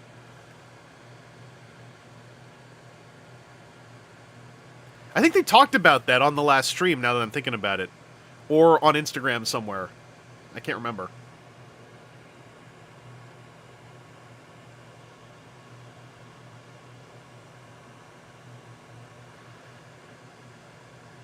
Yeah, well, also Unicron, like, when Unicron and Primus were both coming out, like, the Canadian dollar was in a very different place. Sadness. Oh, thoughts on Twitter removing inactive accounts and losing tweets of of the deceased, I think is horrifying. I think I'm not gonna go into it because it's like, boy, is that a bummer to talk about. But like, I have a memory of it being not stated, but you know, that I have a memory that it was said somewhere that Derek Wyatt's family got access to his Twitter account. So it would be my hope that in doing so, they then exported, you know, an archive of the Twitter account, because that would have been when that was still, when the technology behind the whole platform was more professional and in one piece. So I feel like there's a decent chance that happened, if I'm remembering that correctly. I really hope so. Because Derek tweeted a lot, and that is not going to be an account one could just scroll through and like easily third-party archive. Yeah, PKP. I am to bring it to a slightly lighter note. I'm really touched that all good and true users of the platform have united in our horror that the Dark Universe tweets might disappear one day.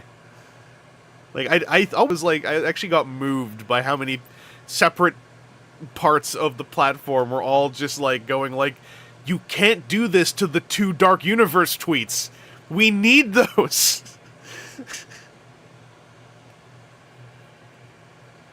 We need to see the really weird photo of all those actors who were maybe in the same room or not. Yeah, Road Russell, the Dark Universe tweets are on the chopping block if this goes through. Like, the current hope. Someone put this out there, so I like retweeted it like that. The current hope is someone was like, listen, at Dark Universe, you don't have to post anything, but please, someone log in. Just someone log in every 30 days if you have to. Just you don't have to. You just click log in, log out. Just re-up it for the sake of the sanctity of whatever frail sanctity remains on that platform. We need to remember the Dark Universe is coming. We need to be able to do that so that one day, when someone is old enough to have been born after the Dark Universe is coming, they can look back and see the Dark Universe has truly arrived. And they can see the prehistory of their own existence and what really mattered.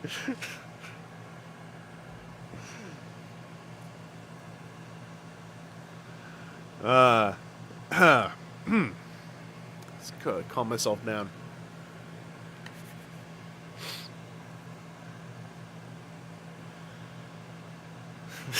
They were the Dark Universe all along.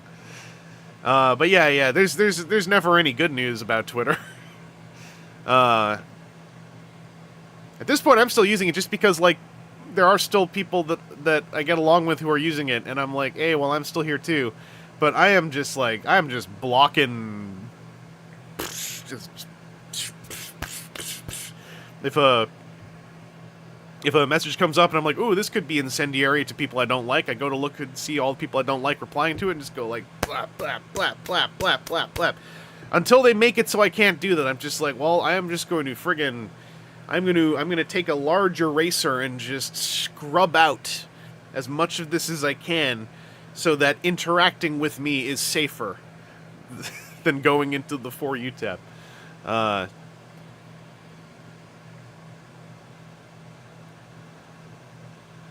Twitter thinks you're inactive despite posting. He's asking to log into your account even though you can see you already are. Yeah, I mean, the other problem is Twitter's completely broken. So I say all this with the caveat that, like, every day Twitter is still even online. It's like, oh, look. Yeah, Chris Muse, I mean, excuse me. We all started using Twitter because Derek Wyatt was on there. So it's like, it's a whole thing. Connor McClure, Shin Kamen Rider is currently not available in Canada. I don't understand why Fathom called it the North American premiere, other than passive aggressiveness. So I'm just hoping that someone like rips a digital screener and I just grab it off of Cat's site and watch it the good old-fashioned way. No better way to celebrate the 50th anniversary of Kamen Rider than to watch it pirated as God intended.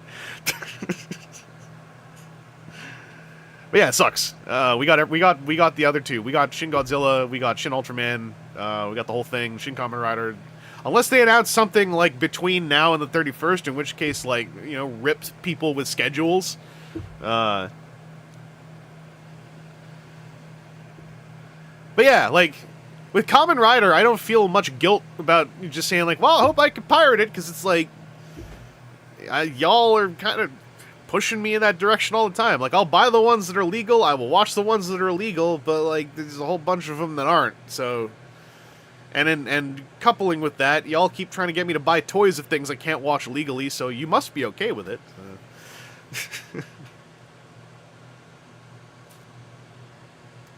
My understanding, not to get, like, too deep in the weeds, but, like, my understanding is that, like, people who are into One Piece and people who are into Dragon Ball have all said, like, welcome to Toei trying to figure out how to domestically release a thing that has an audience. Apparently this is just Toei doing their thing, right? We're just getting to see it with a live-action property, but end of the day, apparently this very much is a mirror of decades of frustrations Dragon Ball fans and One Piece fans went through. So, like, once I saw that getting stated a whole lot, I was kind of like, okay, like, at least it's known. At least it isn't, like, so baffling now. It's old men who are in charge of business decisions thinking too much.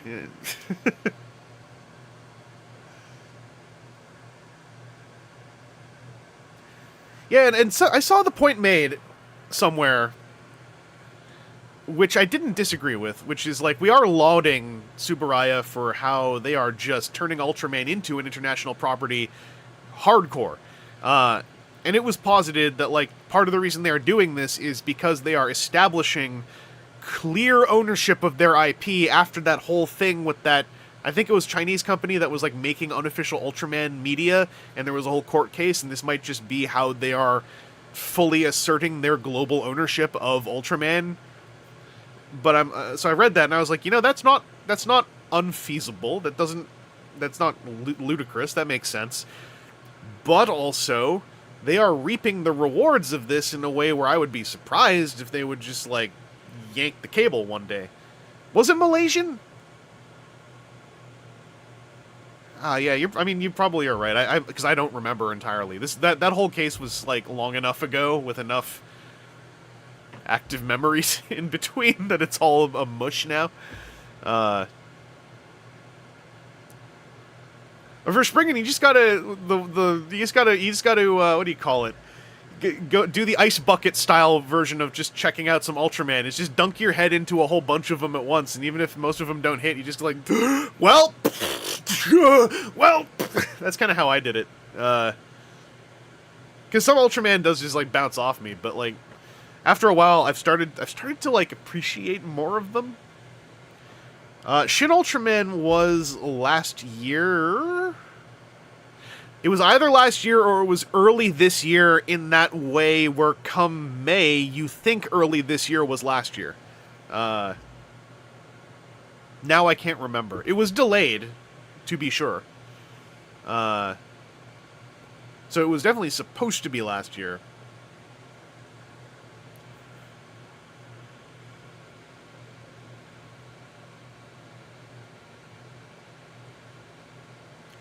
To me, what does Toei gain by distributing Rider legally? I think that by distributing it legally, they establish two things. They establish precedent so that they lay the groundwork to be able to have an international audience for what they're doing.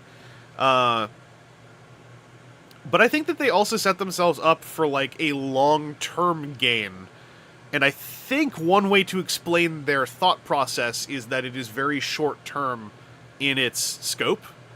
Whereas for example, load your YouTube channel with the first 2 episodes of, like, 20 years of your, thing. That's really good preliminary work. What is weird to me is to do all that and then go like, because I'm like, well, now that you've done that work, you have created a way to pull people in to pay to watch the rest of it. To say like, hey, for $30, you can see the other 48 episodes of this thing by purchasing this digital copy. I don't know. There's a whole lot about it that seems like... Admittedly, I also never think about regional media distribution finickiness because I hate it. So that is also like very much coloring my perspective.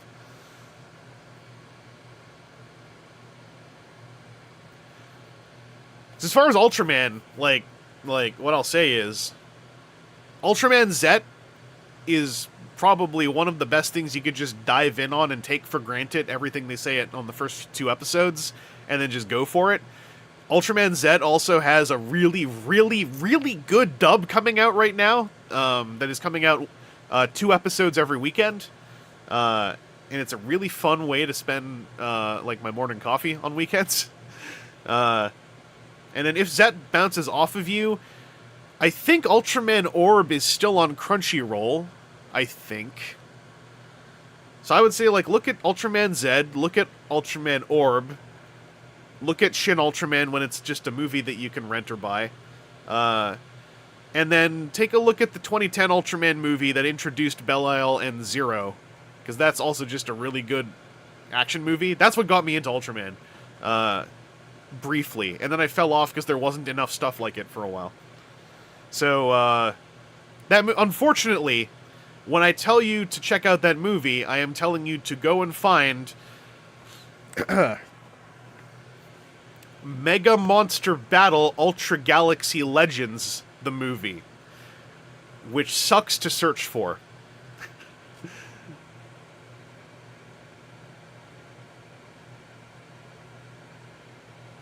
Oh yeah, Verspringen, like, one way I was talking to a friend about it is, like, the Toei perspective could very well be, well, what's the purpose of... Why do any of these North Americans care about this again? Oh, they enjoy it, and we could make... Well, how can they pay us in yen, though? That's what a friend of mine said, and I was like, I hate this, but, like, I also think you might not actually be that far off from the mindset. Oh, yeah, and the Ultraman anime on Netflix, I've only seen the first season still. I want to watch some more of it sometime. It's its own thing, kind of, but it's kind of neat. I don't think it necessarily communicates Ultraman as hard as a live-action piece. But it's like, you know, it's not like it's not Ultraman. Like, it is very much it's sort of different thing.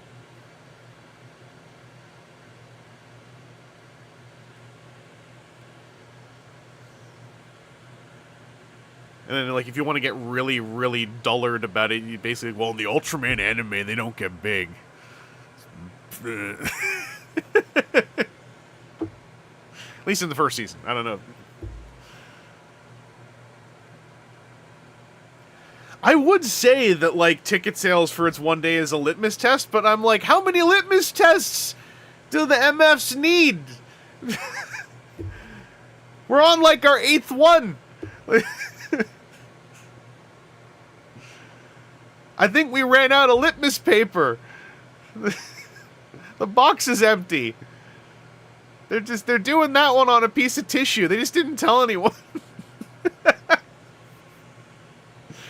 That's the thing that, like, really, like, makes me just go bonkers, is, like, when you do try to, like, logic out their perspective, you just eventually go insane, and you go like, well, they might just, for the 8th time, 9th time, just want to see if there's actually any interest. So that they can, like, sell 20 t-shirts, literally just 20 numerical t-shirts on Amazon once.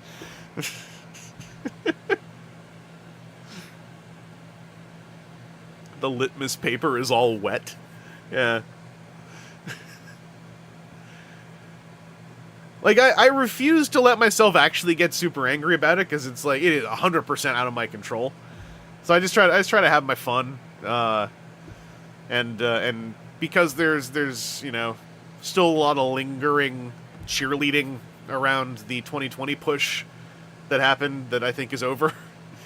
I get a little sardonic about it because it was my whole thing when I do the bit, right, is I'm like, hey, I'm so glad y'all were so hype about Team Rider US. It's such a shame that they decided to only give us unofficially Shocker Canada, but you know, Shocker Canada Banzai, I guess.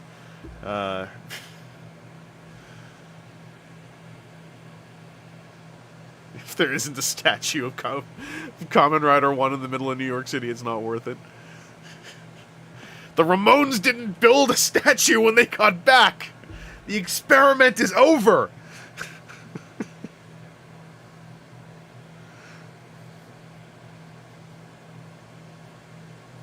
Even I'm just remembering, you know, this is from earlier, but like even the whole notion. Once upon a time, I was always like, yeah, oh, the whole Saban deal burned them. But I'm like, it is 2023, and Saban doesn't even exist anymore. I mean, maybe it does, but like as far as the whole, you know, thing is concerned, Haim Saban has finished committing his crimes and has moved on to his island estate or whatever.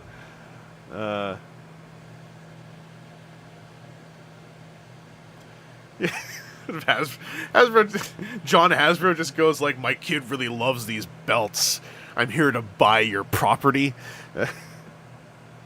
I think Hasbro just buying Kamen Rider would be bad only because Hasbro owns too many things. So like, it would be like for a year they'd be like, we love this Kamen Rider, and then we'd maybe get one more show on a Blu-ray set, and then like just kind of go like. Psh.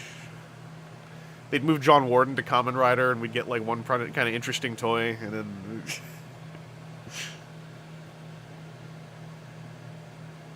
And Timmy Mattel's like, I love insects.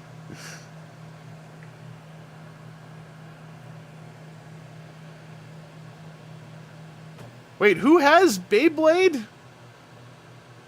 I didn't know Beyblade was still happening. Does Hasbro have Beyblade? I thought Beyblade was Spin Master, because that is why their name is that they are the masters of spinning. Hasbro has it. Okay. Did Spin Master ever have Beyblade, or did I always just assume they had it because they were called Spin Master? Because, you know, there is a chance. Spin Master never had Beyblade. Alright. Why did I... In my brain, Spin Master has always been the Beyblade people, specifically because their name is Spin Master.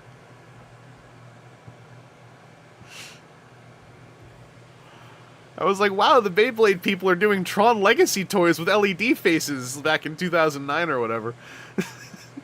Moving on up in the world.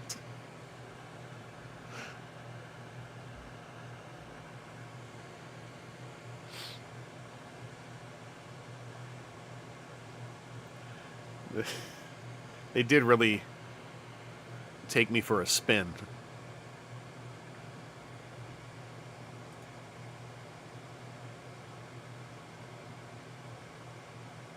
Let them come.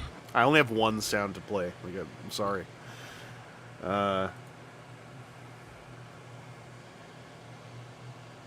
Beyblades feel like bootlegs of Takara counterparts now. Back in 2002, they just imported the Takara product. Oh, that's probably just... Well, I'm not going to say probably just.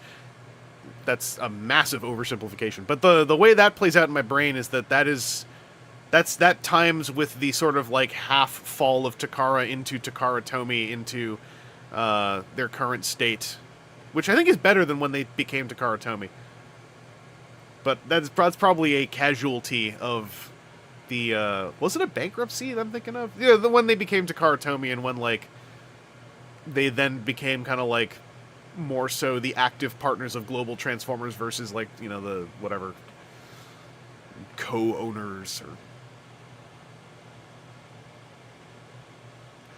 Spin Master makes Bakugan. So, okay, not to like drag this out. Bakugan, to me, look like Beyblades. Because they are round and colorful. Now, is that really insulting to Beyblades? Yes. But I don't mean it to be. That's on me.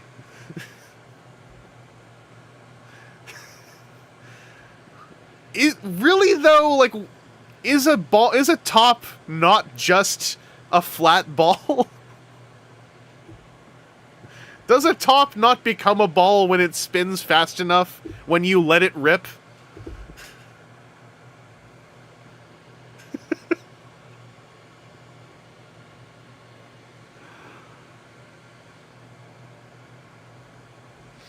It does not. Okay, well, I mean... yeah, I subscribe to the flat background theory. Okay, we'll agree to disagree. No,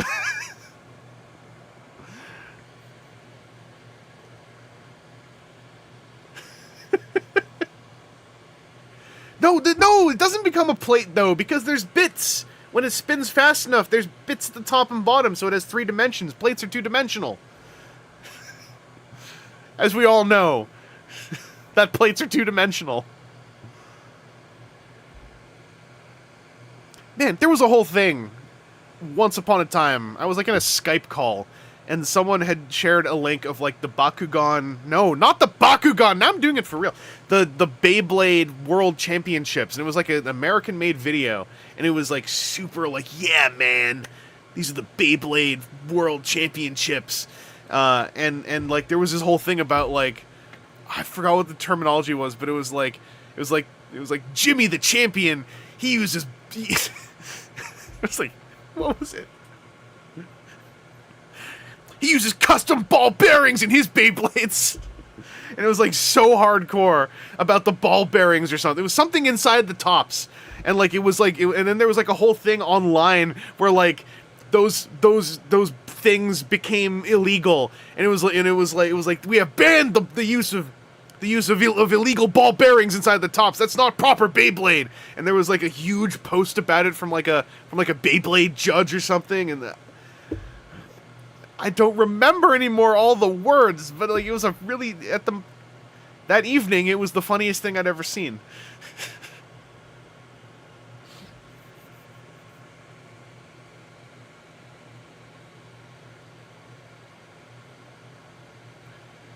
Yeah, the custom ball bearings.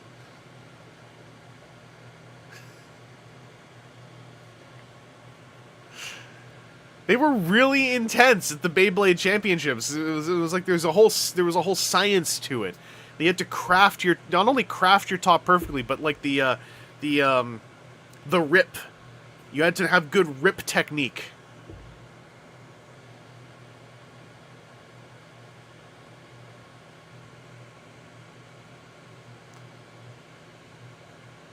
Oh, we don't talk about Christopher Crazy Bones here.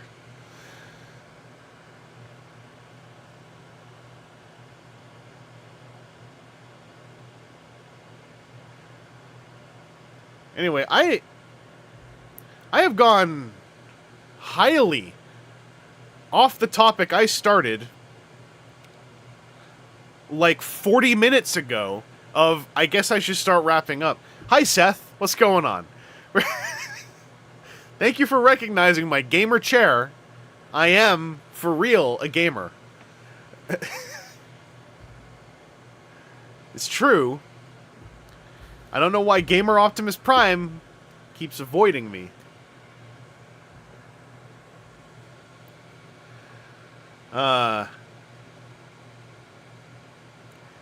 Listen. The hierarchy. Gamer Prime is not above me. Gamer Prime should be seeking me out. I'm an original gamer.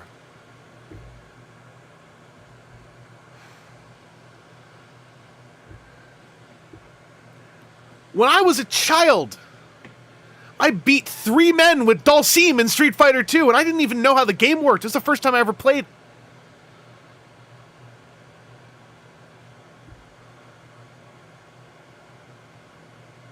I am so full of power. I have every power. Do you know how many power-ups I have? I can't whip them out on stream right now. I have to find the ones that don't break TOS. I am loaded down with power-ups.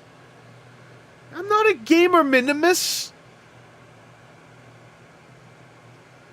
Let me tell you. All my gamer paraphernalia isn't in arm's reach right now, but I assure you.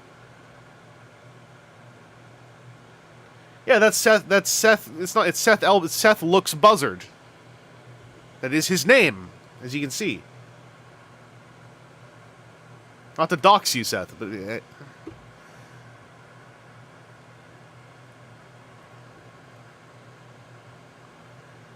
my gamer fidget spinner is around here somewhere. I'm not making that up. I put it over here.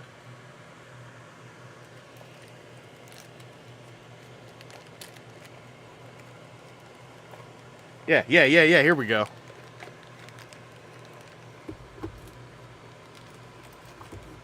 Yeah, my mouse does have flashing lights. It's a friggin'... it's a what do you call it? I think it's called the Cobra. I can't remember anymore. Yeah, here. Check this out. I'm a real gamer, all right? You can see in the close-up cam. You see that? That's a badge of a gamer.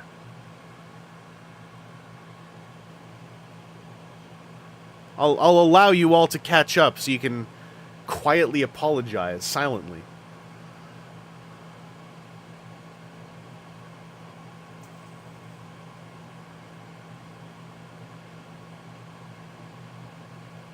A gamer Minimus couldn't do this.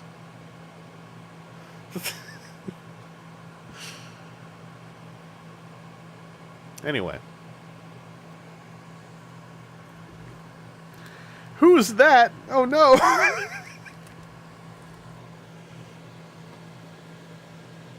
That's Jeff Gamer. He's the gamer president.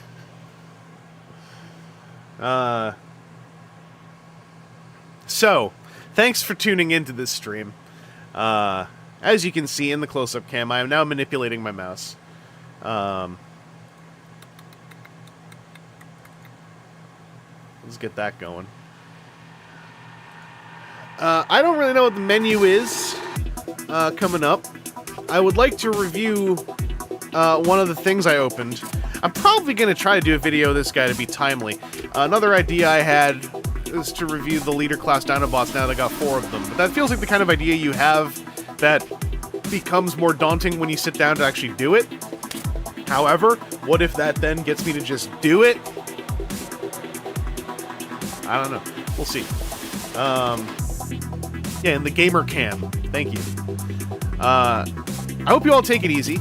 Be well to yourselves. There is so much freaky, dark stuff going on in the world that I want you all to express some self-love and be kind to yourself so as you can recuperate and then come join me on a stream where we can all be kind to each other. So until then, I'll just pass things off to my co-host and catch you later.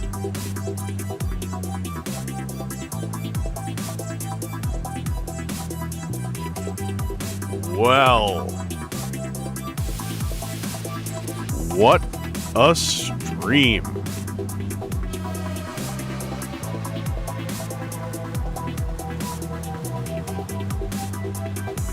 I hope you all had a good time.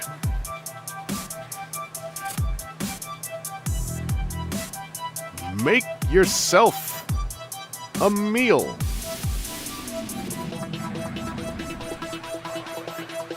And eat it too.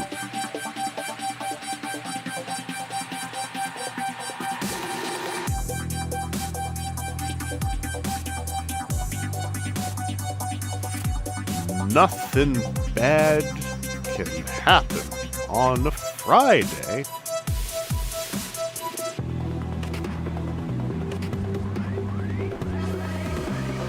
Remember to get your supplements in.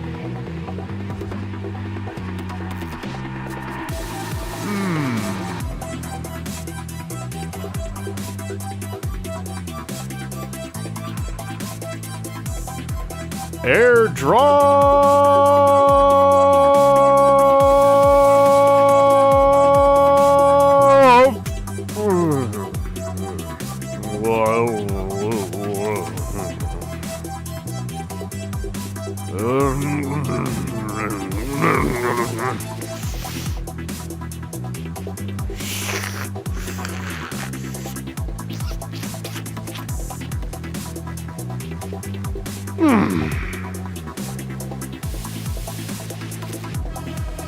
Yes.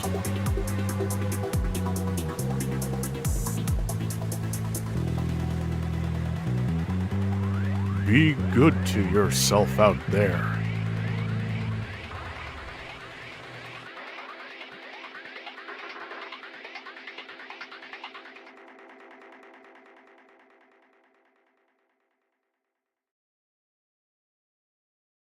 Let them come.